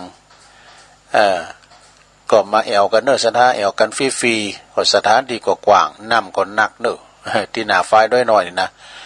มีอัมโบลอยให้เปิ้นเอาออกไปหมดละนะเปล่งลึ่งในวันที่4 5 6 7 8นะ4 5 6 7 8หลายวันน่ะแล้วก็เมื่อค่ำยามคืนนี่เปิ้นก็จะมีลอยกระทงโดยแล้วมีจังย่อนยุกโดยลำวงแล้วก็มีมวยด้วยนะตีไฟด้วยหน่อยเนอะก็มาเกี่ยวกันเดี๋ยวงานกันแล้ววันที่เก่านี้ก็มีหลายทีอยู่นะแฮมคำเนาะนี่ปรลงพรก็ว่าตีงานตานำปิงดอยหลอก็จะมีงานลอยกระทงเหมือนกันเพราะมีคอนเสิร์ตวงใหญ่จากหางดุ้งเลยนะคอนเสิร์ตวงใหญ่จากหางดุ้งเลยนะที่ตานำปิงดอยหลอตานำปิงปากล่องด้วยเนอะที่วัดปากล่องนะจะมีงานลอยกระทงเหมือนกันแล้วก็มีคอนเสิร์ตเหมือนกันนะที่ตานำปิงบ้านวัดปากล่องตำบลนำดิบอำเภอป่าซางระหว่างปากล่องกับป่าล้านนะวันที่เก่าเหมือนกันเนอะนะจัดใหญ่เหมือนกันนะสดานะงานลอยกระทงประกาศไปเรียบร้อยสำหรับที่อันฝ่ายน้ำปิงนี่ก็จัดโดยองค์การบริหารส่วนตำบลโดยว่าที่ร้อยตรีสุรพงศ์กับวังท่านนายกองค์การบริหารส่วนตำบลโดยหล่อพร้อมกับคณะปีนั้นไปก็จัดคุณจะหลายนะแต่มันยากมา2 ปีนะโควิด ปีนี้ฟื้นฟูใหม่เนอะก็ไปแอวกันนะแอวกันฟรีแต่เจ้าก็มีแม่บัวพัดกุหลันเนอะตุนสารฟางโทรมาปินเบอร์แหลกขอบคุณเนอะแม่น้อยกาดนัดมันเล่ากรแถมนะแม่น้อยกาดนัดนี่เปิ้นอยู่บ้านดอนหลงก็นี่ก็ตำบลแม่แรงเนาะอำเภอป่าซางแต่เจ้าก็ขอบคุณพี่นานดิบเนอะพี่นานเจริญพรหมมาแบนนะเปิ้นก็มาแอวหามาถวายเพลด้วยหมอเลินเนี่ยตั้งแต่โควิดมันได้ไม่เอาหาตุลุงกันแล้วนี่เนี่ยก็มาแอวแล้วเนาะมาถวายเพลด้วยจากป่าเบาะก็งามนะพี่นานปอหมอเลินหรือว่าพี่นานดิบหมอเลินพรหมมาแบนนี่แม่ตายจะครบปีแล้วนายดอกอันนั้นก็103 ปีกันนะอุ้ยหมอนโน่น5 เมษายนเนี่ยกะไอ้ดอกเปิดก็มาทำบุญโดยพุกกันจะเตธรรมนะจะเตธรรมเหสำหรับเปิ้นปิ้นเจ้าภาพพวกเจ้าในตุลุงมาอยู่นะเพราะว่าบุปิลการตุลุงโดยตรงก็จะมีกิจกรรมไหวพระรับศีลเนี่ยกันเนาะยกวัดมาบ้านมีกิจกรรมแล้วก็แม่น้อยกาดนัดเนาะแล้วก็มีแม่สีทรบ้านหนองโบชัยปราการสมณเณรเอาหลักบรรยุนันหนึ่งพุกเนอะเสนาเนอะพี่น้องละแวกไก่เคียงวัดเวียงตาการนะบ้านแม่จันเนอะเปิ้นจะไปลมทำบุญมอบผ่าไตปัจจัยแสดงความอาลัยหรือว่าไปเป็นกำลังใจกับคุณที่ยังที่เวียงตาการเนี่ยปุณิพาอาจารย์เน้นหลักปจะไปเนอะแล้วก็มียายพรร้องวัวแดงสันกำแพงเชียงใหม่นะน้องเบลโดยแล้วก็แม่จันศรีสุขาแจงโฮลินโดยเจ้าเด็ด7 สายต่อไปก็เอานี่มาวามกั้มเกิดเนอะสถาญาติโยมทั้งหลายอันนี้มาวามกั้มหนึ่งก่อนเอาอย่างมาวาตุอันนี้วามกั้มก่อนเนาะอันนี้ของไผ่เขาไม่เดินเพนกันเนาะเดี๋ยวก็ฟังพอนะของแม่เดินเพนทิมวางนี่เปิ้นมีข้อคิดดีๆเนอะสถาพี่อย่างก็ลองฟังพอนะ เป็นโตจุยเพิ่นว่าทำบุญกับพ่อกับแม่ได้บุญ100%นี่แต่ถ้าทำบุญกับผู้ที่อดอยากเนี่ยซะนะเปิ้นการเปิ้นอยากหิวโหยเอาน้ำลูบท้องไปก่อนได้บุญ 80% ก็ยังพอดีอยู่นะแล้วก็ทำบุญกับผู้อยากไล่เข็นใจได้บุญ 70% นี่แล้วก็การเฮาทำบุญโดยผู้ด้อยโอกาสนะที่เปิ้นได้ศึกษาหำเฮนกามได้ไปได้บุญอยู่ 60% นี่แล้วก็ทำบุญกับตู่กับพระมื้อไหนโอ้อันพี่กันเหรอ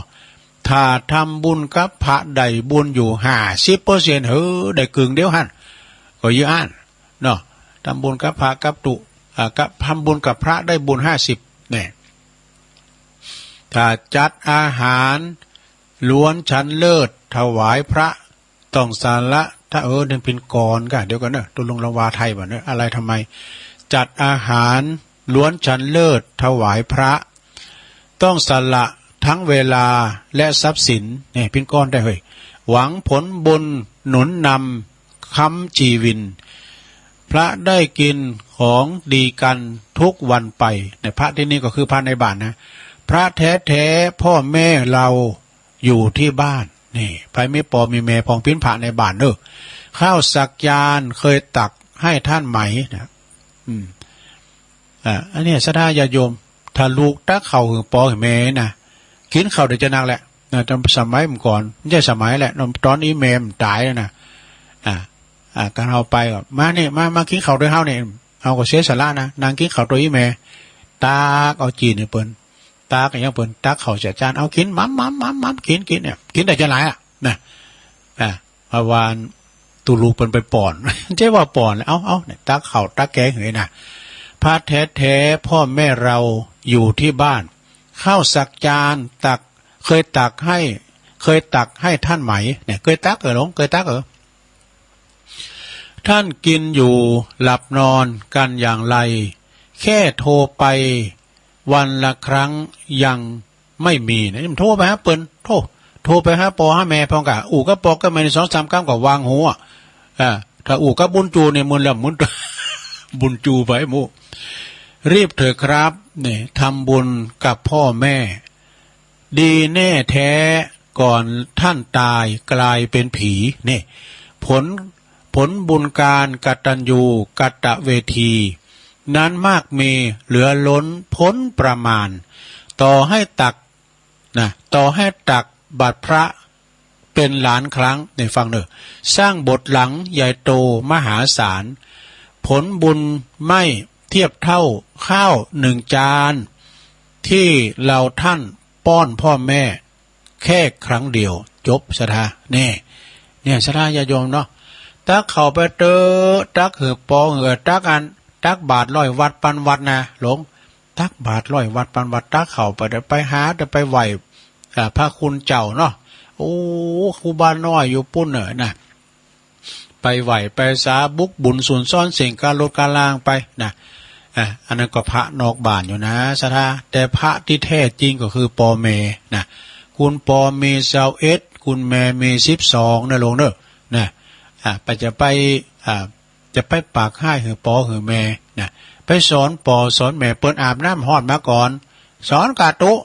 ผมถึงสอนเหือยืนสอนแม่ฉันเมืองก็เปิ้นบอกหือสอนเนี่ยสอนหยังสอนกดไล่อย่างกันวะ ไปอย่างอันเด้อบอกไปสอนกดลงก็ไล่มาไล่ทำแล้วใส่ไล่วันนี้เนาะ ขอบคุณแม่เดือนเพียรทีมวังเปิ้นไม่ดำบดเด้อคาถาอายุยืนนี่ศรัทธาฟังเด้อไผไข่อายุเตียงเจ้า126เขาวาสาลองฟังบทนี้เด้อกินหยังพองเปิ้นว่าตื่นนอนตี 4เดินย่ำถึง4 โมงเด้อเนาะ3 โมงครึ่งอยู่ตื่นนอนตี 4อย่าลุกลี้ลุกลนมึนตาลืมตากันเนาะลืมตามองจนตัวตนพ้นภัยเนี่ยมึนตาให้กันนะลงเนอะการมึนตาลงเป็นลูกนะแต่งุ้มซามไปนะขยับกายเนี่ยขยับกายบิดข้านให้หน่อยนึงบิดเอวนะบิดเอวบิดข้านให้หน่อยนึงแกว่งแขนแขนขาล่างกายเนี่ยบิดคือว่าขยึกขยักขยึกขยักโต้ให้หน่อยนึงขยับไปขยับมากายแก ว่งแขนแขนขาร่างกายอย่าลุกทันได้ไปเฝ้าลุกเด้อเฮานางมึนนี่นะหลวงตุลุงเกินนางมึนมือในนางมึนแล้วเฮาลุกผลาดผลิตลุกกันเลยนะหน้ามืดนะหน้ามืดนะดิ่มที่ตาวเด้อนะเฮาต้องค่อยๆลุกเนาะลุกหนออันแตนกินนี่ อย่าลุกทันใดให้หายมึนงงก่อนหลวงสวดมนต์แผ่เมตตาอันนี้สวดมนต์แผ่เมตตาหนึ่งสวดเจ้าก็สวดแล้วหรอแม่บุญพินว่าก็เดี๋ยวจะเข้าเฝ้าพระเจ้าโดยตุลุงเด้อเปิ้นเข้าเฝ้าสวดมนต์ด้วยกันทุกคนแม่เนี่ยนะแม่จันเพ็ญคำโพธาเปิ้นนึงอัดเสียงด้วยกัน สวดมนต์โดยอัดเสียงด้วยเนี่ยสวดมนต์แบบสวดมนต์แผ่เมตตาสวดมนต์เนี่ยนะศรัทธาจะไปอันนั้นเด้อจะไปอันขี้ข้านเปิ้นว่านะสวดมนต์นี่เฮาเข้าเฝ้าพระเจ้าแล้วก็ปลุกเสกตัวเองโดยน่ะหลวงพ่อสาธุกิจจานันท์หลวงพ่อนะมันเป็นการปลุกเสกตัวเก่าโดยเฮาพอวัดใดที่เปิ้นบ่สวดนะมันจะฮ้อนนี่ดอกเฮาสวดถึงวันธรรมจักกุกรรมเด้อที่นี่นะตึงเจ้าตึงแรงตึงสวดไทยถึงสวดไทยสวดเมืองก็สวดเมืองไปคือเอวัมเมสุตังเอกังสัมมายังเอกะแต่ว่าสวดไทยเอวัมเมสุตัง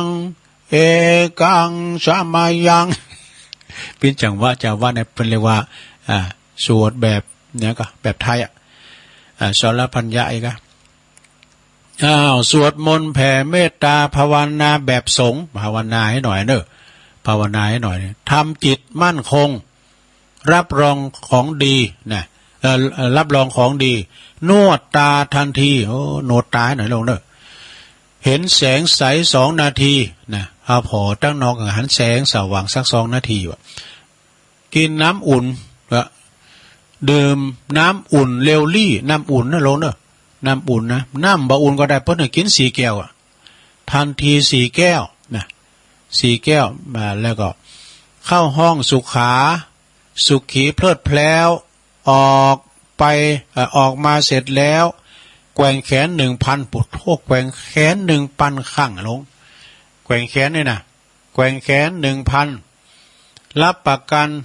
ระทานผลไม้กินกล้วยกาก็ได้ลงนะกินเขียวหวานก็ได้นะ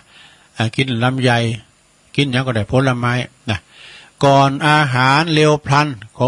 ธรรมดาเนี่ยผลไม้นี่ก่อนหลังอาหารอันนี้เพิ่งว่ากินก่อนนะก่อนอาหารเร็วพลันข้าว1 จานนะทานข้าว1 จานเนี่ยไม่โป้ยเลย2 จานเท่าไหร่แล้วแต่ด้วยนะทานไข่ผักปลาเปิ้นว่ากินไข่กินผักกินปลากินผักเป็นยากินปลาเป็นวิตามินเค็มหวานเค็มมันหยุดหวานเค็มมันหยดควรงดบ้างหนาย่างให้พอนะโลดไปกินจิ้มลำไปกินเพชรลำไปเนี่ยไปกินข้าวไปกินมันลำไปเนี่ยกินบางเวลากินเป็นเวลาก่อนพิจารณากินบ้างบางเวลาโรคาห่างไกลเนี่ยหมักดองต้องทิ้งเนี่ยหมักดองต้องทิ้งชิ้นปิ้งทอดปิ้งย่างไม้ทอดปิ้งย่างไม้สุขกายสุขใจสดใสโสภานี่นะฟังนะเน็ตนะก่อนอาบน้ำเย็น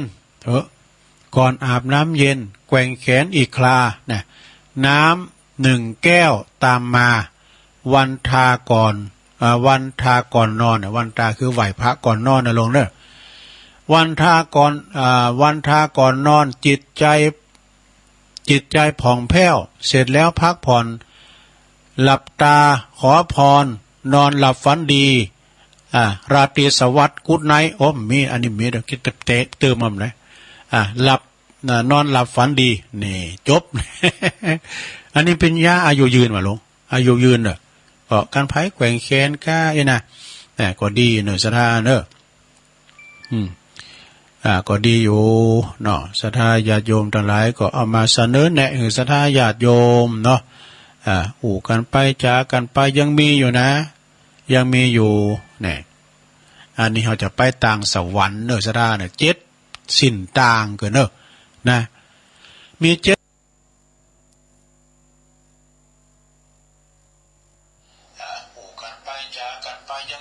เอาแล้วศรัทธาญาติโยมทั้งหลาย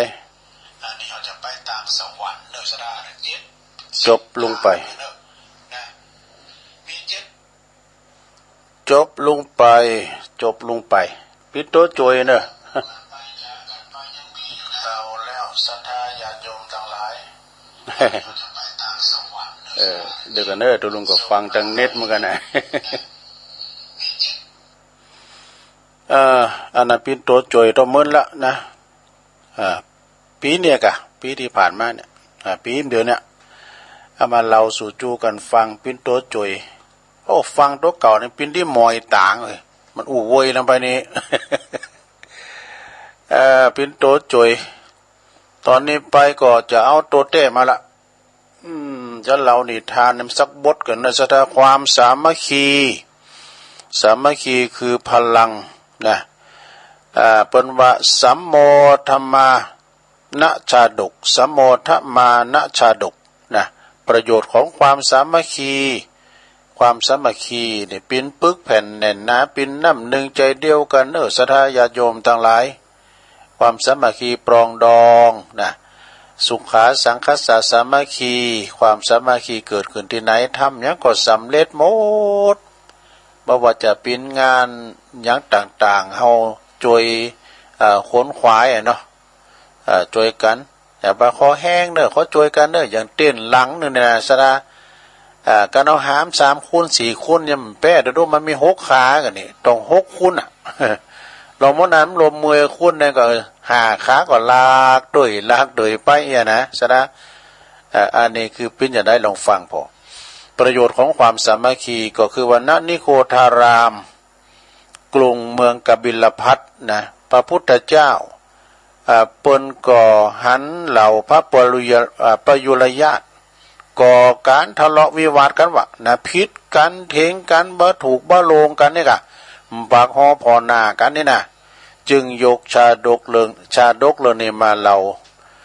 ขึ้นมาสอนความว่า ความว่าจะได้นะคือในเมื่ออดีตนี่ก็พระตถาคตของเฮาเปิ้นก็เสวยพระชาติ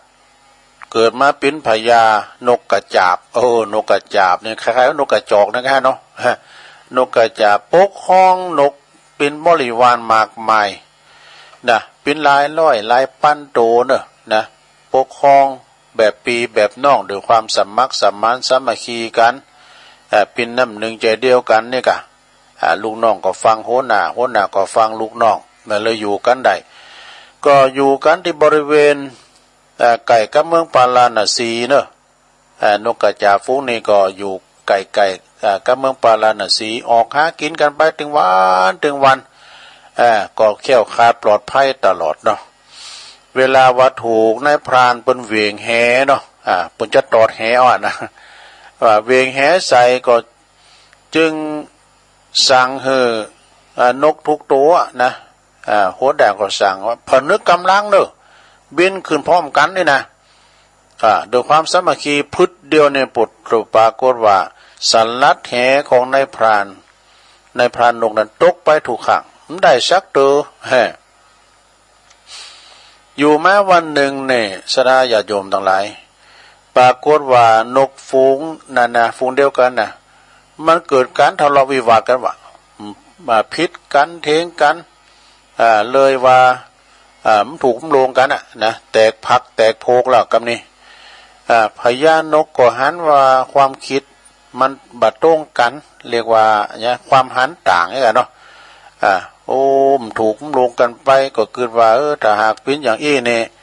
จะแบ่งการปกครองหน่อยนะพ้องก็ว่าอันโหน่าตะพุนดีโหน่าตะนีดีกะก็เลยแบ่งการปกครองฝ่ายที่ว่าเจอฟังโหน่าเนาะโหน่าเก่าก็ไปเขาจะอพยพไปอยู่ที่อื่นละนะจะอพยพเวลาว่ามีอย่างเกิดขึ้นเขาก็ตึงจังว่าแล้วก็หมู่ติ้มเจอฟังแล้วก็อยู่ด้วยตีนกที่อยู่เนี่ยนะพญานกกระจาบนั้นก็จึงปาฝูงนกกระจาบที่มีความสามัคคีเจอฟังนั้นย้ายถิ่นฐานไปอยู่ที่อื่นกะส่วนว่านกกระจาบฝูงที่มันแตกแยกกันเนี่ยก็อยู่ที่ถิ่นเดิมนะ อยู่ที่ถิ่นเดิมต่อมาในพรานคุณเก่ามาแล้วในพรานนกเนี่ยนะมาถึง3-4ก็เอาละเวงแหเข้าไปก็ใส่นกกระจาบฝูงนั่นกะแฮมคับแฮมข้างหนึ่งอีกครั้งหนึ่งนี่นะปรากฏว่านกกระจาบทั้งหลายนี่มันบ่มีความสามัคคีบ่สามารถที่จะลุดไปได้นะบางพองก็มึงยังบินกูบินมึงยังบินนี่คัดกันกะเนาะเลยว่ามีความสามัคคีกันปรากฏว่านกกระจาบทั้งฝูงนั้นที่แต่ข้อน่ะอยู่ที่นี่นะติดบ่วงแหของนายพรานจับไปถอดกรอบหมด เลยเสร็จนะมันมีความสามัคคีก็เลยติดกับของงานในพรานนกก็จับไปหมดนะเนี่ยให้มันเจอฟังแล้วก็แต่ข้อกันนำหายนะไปสู่ตนเองสู่มูลเหล่าด้วยมันเจอฟังโหน่านี่จะท่าเนาะในกาลต่อมาในพรานนกนั่นก็คือพระเทวทัตพรานนกนั้นเป็นเทวทัตในกาลบัดนี้นะส่วนพญานกกระจาบนั่นก็คือองค์พระตถาคตนั่นเองเนี่ยข้อคิดเรื่องนี้เปิ้นก็บอกว่าความสามัคคีทำให้เฮาชนะอุปสรรคต่างๆทั้งปวงได้นี่จบลงไปแสดงความสามัคคีนะนี่เป็นนิทานกล่อมเราสู่จูกันฟังเด้อศรัทธาญาติโยมทั้งหลายในวันพุกนี้ตุลุงก็จะได้ซ้อหาพระธรรมเทศนาแบบมรดกธรรมจ้ายังได้ทำกันบ้านเถอะ แต่ว่ามันลึงลูกเจ้าลูกม่ำเจ้าก็เล็บน้ำเล็บทำไว้เนาะเล็บน้ำเล็บทำไว้จะได้เอามาเราสู่จูกันฟังแล้วก็ปิ้นนี่ตรงนิทานต้องเก็บไว้มาโอ้ยศรัทธาญาติโยมต้องหันใจเนอะครูบาอาจารย์ที่เปิดมาจัดนี่นะ2 ชั่วโมงนี่นะศรัทธาญาติโยมเปิดเพลงขันแล้วเมื่อเจ้าในซ้ำเปิดยังขันสักอย่างอ่ะ แต่มันมีข่าวสารงานบุญมาตัดเกมหน่อยเนาะก็กินเวลาไปหลายนาทีอยู่นะฉะนั้นญาติโยมทั้งหลายมันก็เวลามันหนักแล้วเธอก็มันมีอย่างอู่นะก็เธอก็เอาธรรมมาเตะปองก้ามสังกาการที่ว่าเปิดจะอู่กันอย่างว่ามียุทธด้วยนะเอาหันกันได้หลายตุนเนอะที่มีสคริปต์มีอย่างไรนะอาจารย์วรรณชัยก็ดีนะที่เปิ้นอู่ใดไปเปิงถึงอู่ไปติ๊กอู่คอนเนอร์ได้หู้ได้เข้าใจง่ายตัวลุงในกำติ๊กอย่างว่าเนี่ยเอาสำเตก็กำตึกเหมือนกันนะ มีกำตึกเหมือนกันต้องมีย้ำมากันไว้พองเนาะเดี๋ยวจะอู่เรื่องนี้เนี่ยก็เกมไว้เตือนนี่พวกเราอย่างกองวุ้งเลยหลงอันนั้นไว้ปุ่นอันนั้นไว้เดี๋ยวก็สลัมพองลุงไว้พอง ก็ต้องขออภัยกับศรัทธาท่านผู้ฟังอย่างวันนี้ก็บ่ติมใจสักตัวใดนะเพราะว่ามันการอู่การจานะมันมีตันเป็นวันเหมือนกันนะบางวันก็ลงดีโตอู่ใดไปเปิงอีเนาะกันอย่าว่าอู่ในภาคสนามเนี่ยอู่ไปเตอเฮาได้ตักคุณเนาะใจอู่ในสถานีนะภาคสนามนี่ตักคุณนั้นตักคุณนี่ก็เปิ้นมาหอมก็อ่านและจื้อก็นี่มันได้ลูก อันนี้มันจะต้องปฏิบัติต่อพองฉะนั้นก็เวลาว่าตุลุงเนี่ยอู่ซ้ำเก่าซ้ำใหม่ซ้ำเติมมันก็ตันถ้าเติมก็เอาตัวจุยมาพองกะซะนะบางทีเฮาก็อันสลัมกำไปพองเอากำเก่าไปพองเติมก็เอากำตัวเติมก็ตุลุงก็เอากำคนอื่นมาพองนะตุนอื่นที่เพิ่นว่าโอ้กินอกกินใจก็เอามาเล่าเสริมตัวพองนะเนาะโอ้พองเปิ้นก็มา3 วัน7 วัน7 วันมาตือหนึ่งตุลุงนี่มันก็สนองงานครูบาอาจารย์เนี่ยวันนี้ก็มาเตนไปเนาะซะได้เนาะก็คอยฟังกันไปเถอะเนาะแต่เจ้าก็มีตั้งลายเข้ามาทำอยู่นะซะได้ญาติโยมเนาะแต่ว่าจังได้ก็ขออภัยด้วยเด้อวันที่29วันพรุ่งนี้ถ่ายทอเสียงตั้งแต่เตียงวันเด้อเป็นต้นไปจนถึงเวลาค่ำถ้าเวลาค่ำเนี่ยก็เฮาก็จะจ่ายภาคสนามแล้วก็วันที่30เนี่ยก็ถ่ายทอดตลอดวันจนจบพิธีเนอะโดยทีมงานของวัดฝายหินนะตุปีหนุ่มเขาจะนำทีมมาต้อง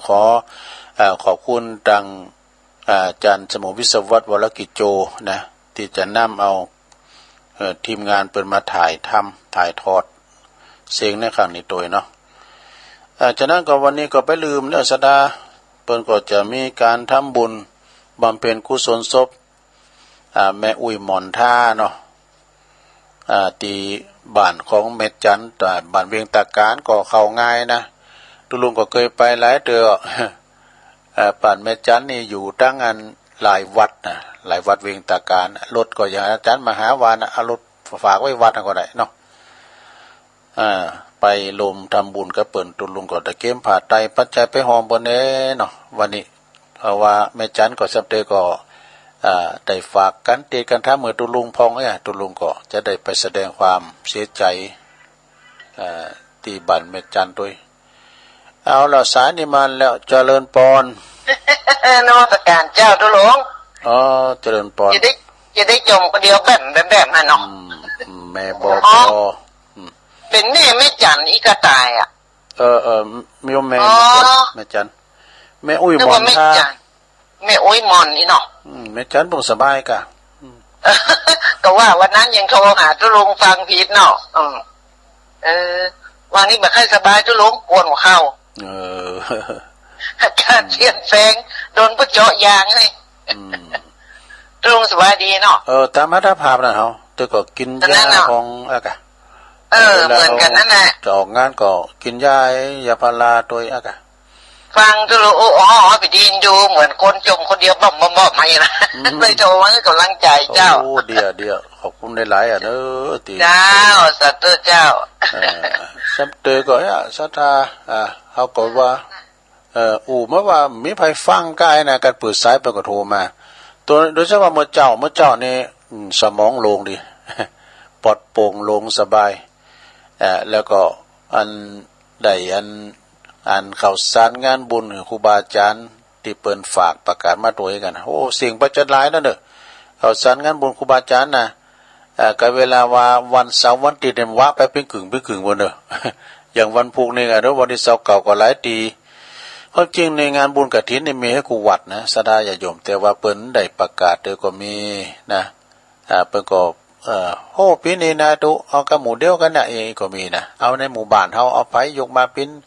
เป็นการในคุณก็หอมกันช่วยกันหอมถึงบ้านนี่นะก็ตามอัตภาพเนอะสถานะจะไปนั่นล่ะไปได้ต่อฮื้อก็ได้ไปเพราะว่าเงินคำเกี่ยมเดี๋ยวนี้หาเข็มสถาเฮาก็อินดูพี่น้องเจ้าบ้านได้สมเด็จก็หาเจ้ากินคำบ่อยนะเงินคำหาเข็มได้แต่เจริญปอนโยมไหวสาเจ้าตุลุงฟังอยู่เน้อสิงแม่ยังอยู่ตั้งใดแม่ยังอยู่ทั้งพระเจ้าแดงบันทีแม่ยังก่อนเนี่ยแม่สุภาลักษณ์แม่บุญกะแม่บุญเนาะสันพระเจ้าแดงฟังตั้งใดคืนใดเนี่ยคืนได้สีเนี่ยเจ้าไฟหินเนาะเจ้าชัดเจนดีเจ้าฟังตลอดโทรมาพร้อมกับมันสายมันห่างด้วยมันแผ่วปลายบ้านแม่สุภาลักษณ์เขานะกันเนาะไอ้เวียงยองเขานะเจ้าดีละฝากดีสุขเนอะแม่บุญเนอะเจ้าสาธุก็รถเปิดสายเลยนะสถา089556506เจริญปอนไปสาเจ้าตุลุงมาแล้วคุณเก่าคุณเดิมเฮาแม่อมรเจ้ามาแล้วคุณเก่าคุณเดิมฟังอยู่บลาที่ง่อมแหละโดยขังทาโดยข้างเอาน้ำกระดินนี่มีกุวัดกุวาได้กับตุลุงได้กะมันมันหลายปีแล้วมันก็แบบไข้เคลื่อนไหวปีนี้มันยังแฟนหน่อยกระตุ้นคิดขึ้นมาให้พ่องก็มันหนักเนาะโดยข้างก็พ้นไปละได้สักเนี่ยก็มาหลายก่อนนี้ก็เลี้ยวไปละสู้ก็เลี้ยวไปก็ลงโซ่แล้วบดโลกกันก่อนไปละปุงอกปุงใจถามพระครูเนตรนี่นั่นเพิ่นได้นักได้เป็นล้านเนาะอันนั้นเพิ่นจะแปลงนั่นดอกอย่างเพิ่นเนี่ยเพิ่นสันทรายนี่ก็นะเจ็บบนตัวเพิ่นแต่ตะได้ก็เป็นหยังอ่ะเนาะมันอันนั้นคือสถาปนิกเนาะบ้านเฮานี่แหมกูรู้สถาปนิกน้อยตะได้เป็นหยังแหละแล้วแต่อัตภาพเฮานะกะเนาะช่วยแต่งไฟคือมันแล้วเลยกะ เจ้าฟังอยู่ เอาขอบคุณแม่อมรเด้อถ้าดอยขังถ้าเด้อขังเนาะสถาสิ เจริญพรเจ้านมัสการเจ้าเจ้าแม่บอบก่อนนึกว่าแม่จันสุมว่ะไข่โหมาก่อนนะใช่เหรอก็เลยอันโอ้อนุโมทนาเป็นเนอที่เปิดหนูอันวัดฤาษีอ่ะถ้าจะหมันขนาดเต้ปดตัว3ป้อยลงเต่าเด้อน่ะปดตัวปนแปะนะ3ป้อยลงเต่าเด้อนะวัดเปิ้นก็กว้างตัวโทวัดหุมเย็นเจ้าอันเป็น10 ปีแล้วค่ะที่อันไม่สมเคยไปนะซ้อนรถเครื่องน้องบ่าวไปแอลอ่ะกำไรน่ะอันเป็นยังพัฒนานักตอบเดี๋ยวนี้พัฒนาเป็นหลายกะโอ้ถ้าได้ไปทางสันปะตองมาจะชวนเขาไปเองก็มั้งแม่บุญปันเขาก็จะมาเราหอยงูในอ่ะแม่บุญปันเขากะหลายกะไปจะมากันพี่น้องตังฟางไปน่ะหอยงูในเจ้ามันไก่กันท่านอาจารย์ไปพินหยังก็ฟังเสียงเปิ้นถ่ายทอดตุปีเลินก็มาแล้วเนาะตุปีเลินก็ตุปีโจจะถ่ายทอดสดก็มันถูกอ่ะตั้งแต่เต็งไปตั้งแต่เต็งไปอันนั้นก็ตั้งแต่เมื่อเจ้าเลยกะตุลุงข้อมผูกก็ไปนอนบวกกันจัดรายการบนนอนบุกเจ้าวันที่30อ่ะจัดรายการภาคสนามบนอ่ะเจ้าที่นี่ลูกก็จะอันทอดกันทินวัดวังดินเนี่ยกะสายป่าสายหลวงตามหาบัวเจ้าโอ้ดีกะเจ้าก็กำลังใจอยู่นะเจ้ามาสักการนะเจ้าแม่จันสมเด้อเจ้าสาตุลุงก็เกมผับปกไว้เรียบร้อยแล้วนี่ผับปกตุลุงอย่าไปนอนปุกอ่ะผับปกนี่ได้เกมไว้ตลอดอ่ะว่าหน่วยจู่โจมเนาะกันไปนอนกับตุลุงเกมเด้อนะผับปกไปนิยาปาผับปกเจริญปอนภาษาเจ้าตุลุงแม่สมภาษณ์แม่ทีมเจ้าแม่พินแม่ทีมเนาะแม่ทีมปาเดชเนาะจ้าป้านอนเป็นป้าโบจะไปพนนท์มาเนาะเจ้าแล้วก็จะไปทำบุญตัวโอ้มาพอพระเจ้าหลวงก็มาพอพระเจ้าหลวงนี่ก็อาจตาขนาดแล้วเด้อสถานเด้อปวดเจ้าไก่หัวข้าวว่าใครดีจะรู้เป็นยังอยู่ทั้งบ้านฟังอ่ะเด้อเปิ้นถ่ายทอดเจ้าอันคุณก็จะหนักจะหลายรถก็ที่จอดรถก็มีกว้างมีหลายที่จอดรถไปเลยเนาะนั่นก็ประกาศแม่ขายประมาณลุงแล้วเจ้าจ้าก็ยินดีนะแม่ทีมเด้อจ้าไว้สาธุเข้ามา0899555656เจริญปอไว้สาธุอยู่ตั้งใดห่างตู้ลุงยองที่เขาลบเจ้าอยู่ตั้งใดแม่ยินดีเนอะบุญหักษาอยู่ตั้งใดเจริญนะวันนั้นนะแม่ไม่ได้ไปแม่ฝากทำบุญดีแล้วสาธุฝากทำบุญไหนก็ฝากไปจังสัจจาดิทานนั่นแหละเนอะอย่างนี้นะเจ้าวันนั้นแม่ทำบุญไปเจ้าดีแล้วแม่แล้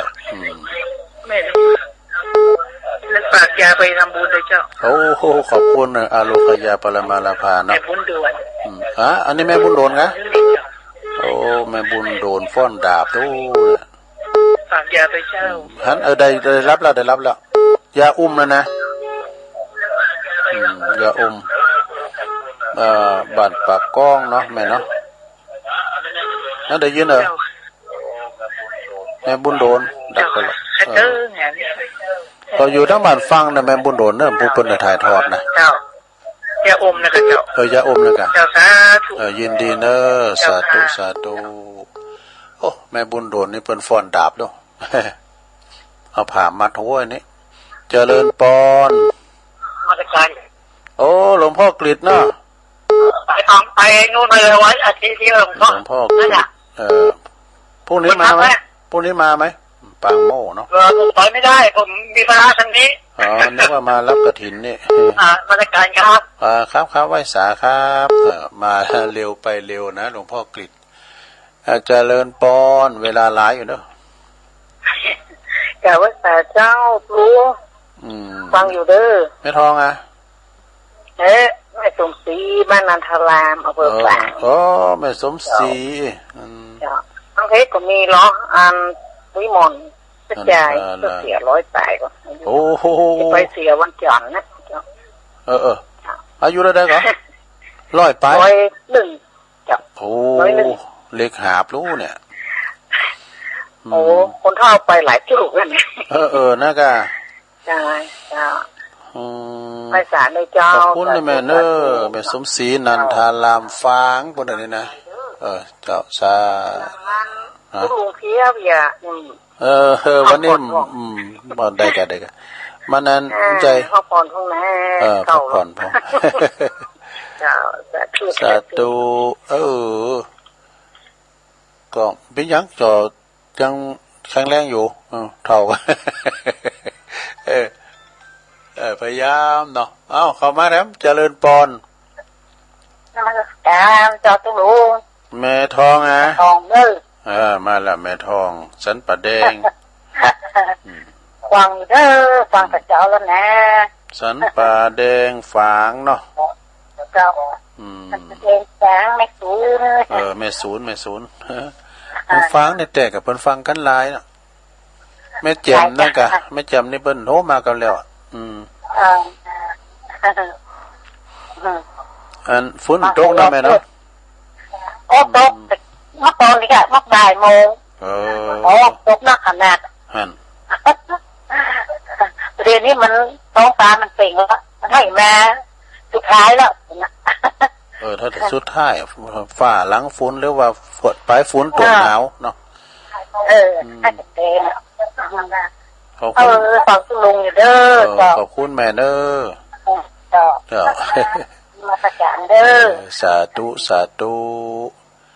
ฝากพระตังปอจีเขาด้วยปอจีปออันนะครับหลายคุณกะปอสมจิตเขานี่นะตั้งมักกะย้อนพี่เราปนพี่เราปอเกตเขาเนี่ยตอนนี้ก็ฟังก็อยู่บ่มักกะย้อนก็เนี่ยปอนั้นจันทร์ศรีสุวรรณเขาก็เข้ามาใหม่เด้อเข้ามาใหม่ไปตั้งสายตั้งสันกำแพงกาตั้งดอยสะเก็ดปุ่นกาเนี่ยก็ฟังกันอยู่นะเจริญปอนเจ้าตุลงไม่ลงเจ้าไม่ลงสายฝนหอนน้องผ้าขาวมาละฟังอยู่เน้ฟังให้กำลังใจตุลงอันเมื่อนั้นแล้วไปแล้วเนาะเลี้ยวไปแล้วเจ้า27ว่าเนาะเจ้าดีเลยกันก็แล้วไปก็ลงโซ่แล้วสบายแล้วเนี่ยสบายแล้วเพราะมันนี้ก็ค้ำนะโอ้ยแม่น่ะโทษปุดโทษเวลาแล้วเนี่ยมันอย่างมันเนี่ยได้เฮาโกมันผิดพลาดกันอย่างเงี้ยโกตอนรับเพิ่มดีก็อย่างเงี้ยจะคือก่อนอันนี้ดีมันอยู่ข้างในบ้านได้แค่อันดีกำลังใจตุลงแน่ขอบคุณแม่ลงเด้อแม่ลงสายฝนจันกุลนะน้องผักขาวเจริญปอนเจ้าตุลแม่อยู่ตั้งใด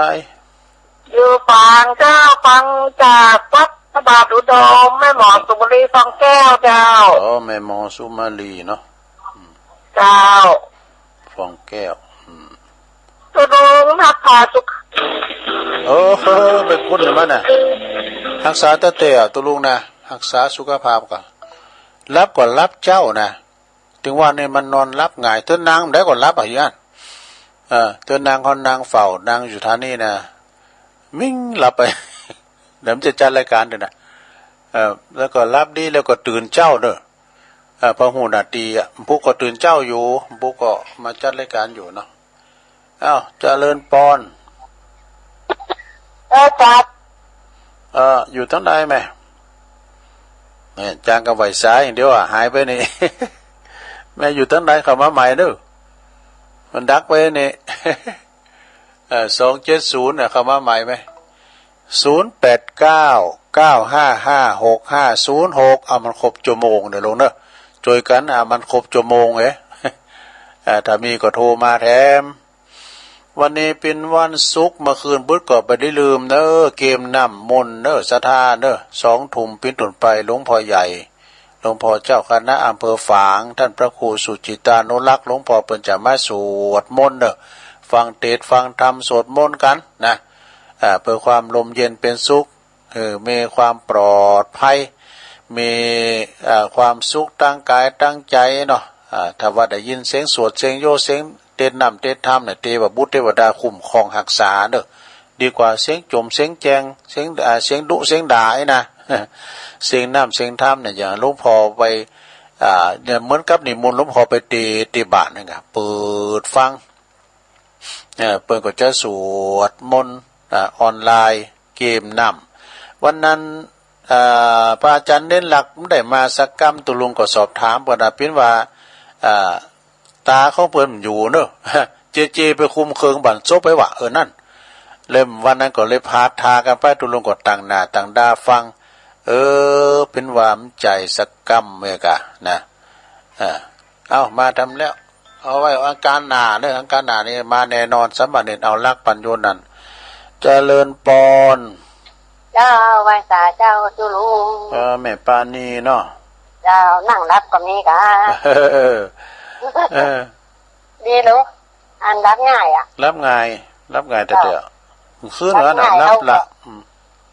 รับง่ายเขาก็ตื่นเจ้าก็ตื่นแล้วรับมาเด้อตื่นแล้วรับละตื่นแล้วนอนรับละเจ้าวันเขาได้ชั่วโมงในพอดีละมันก็ดีแล้วลุงบอกถ้ารับล้ำก็มันดีก่อนนะแม่น่ะเจ้ารับตั้งวันหนุ่มได้เจ้าวันนี้ไม่ได้รับกับวันสักคำเนาะเพราะว่าเจ้าก็ไปวัดมอนหรือซีก็แล้วก็อนุโมทนาสาธุด้วยเจ้ายินดีในแม่ปานีเด้อเจ้ากับอาจารย์เจ้าลุงสามเณรเอาหลักก็จะมาอยู่ก้าที่วัดมอนหรือซีนะถ้าป้าเปิ่นหันเปิ่นก็โลมบุญก็เปิ่นเด้อศรัทธาเด้ออันนี้เปิ่นมีความสามารถเนาะเผยแผ่สัจธรรมรวมกันเตดนำเตดธรรมออกรายการจะเตตุนได้ไม่ได้มาอาจารย์พระครูประกอบหือแดนไปกะวันพุธนี่ก็มารวมออกรายการด้วยกันเด้อวันพุธนี่เพิ่นจะไปที่แม่จันอยู่ไปแสดงความเสียใจครับแม่จันอยู่นะที่เปิ้นแม่เปิ้นได้ละสังขารลงรับคันไปกะไปตอนแรงเนี่ยวันนี้เปิ้นมีคนขับรถด้วยรถมีแต่ว่ามีคนขับรถแต่ตัวลุงนี่ก็ดึงพยายามนะว่าถ้าไปราชการตัวเองเนี่ยเนาะสมมุตินะไปจ่ายการเน็ตกับเอาร้านนั่นเนาะห้องร้านขับน้ำปิ้งมารถที่นี่ที่จริงเพิ่นก็มี2กั้นนะแล้วก็คุณขับรถนี่ก็ขี่มากันเนสดาเนี่ยสัมเตอร์ตุลุงก็ใช้บริการรถวัดนะไปรายการโต๊ะเก่าก็ห้องร้านเด้อก็ห้องแล้วอ่อนแล้วรถเครื่องไปสูงแล้วมันไกลไปหงยาแล้วรถเครื่องไปมันใจไกลหงยาอันนี้นะละสนาญาโยมตุลุงจะโทนสายกันเนอสายรอบ2นี่ก็แม่บแม่เสือบัวบุญนี่ไปอยู่ป่าล้านบ่เด้อป่าล้านป่าเมิดปุ่นนะบ้านของตั้งปีติ๋มเขาน่ะปีสมพรเขาบ่น่ะปีสมพรลูกหลานของงานบ่ครูบุญศรีด้วยรัตนังแม่บุญนี่ก็เพิ่นก็จำไปกินไปตานไปโดยกันหาเนาะนะแล้วก็แม่บุญนำกำเสียนพระเจ้าแดงเด้อแม่อมรบันทาโดยคังแม่ทาแม่จันสมมณีจักอันนี้ก็อยู่หลังกาดแม่สาวแม่อายบ่เด้อแม่ทิมป่าแดดเด้อแล้วก็แม่บุญดวนอันนี้อยู่บ้านปากกองสลับปีเด้อหลวงพ่อกฤษปางโม่เนี่ยและแม่สมศรีนันทานลามฟางเด้อคุณถาตำปนอายุ101 ปีกันนะแม่ทองสันป่าแดงฟางแม่หลวงสายฝนจันกุลนะอันนี้เปิ้นอยู่น้องผาขาว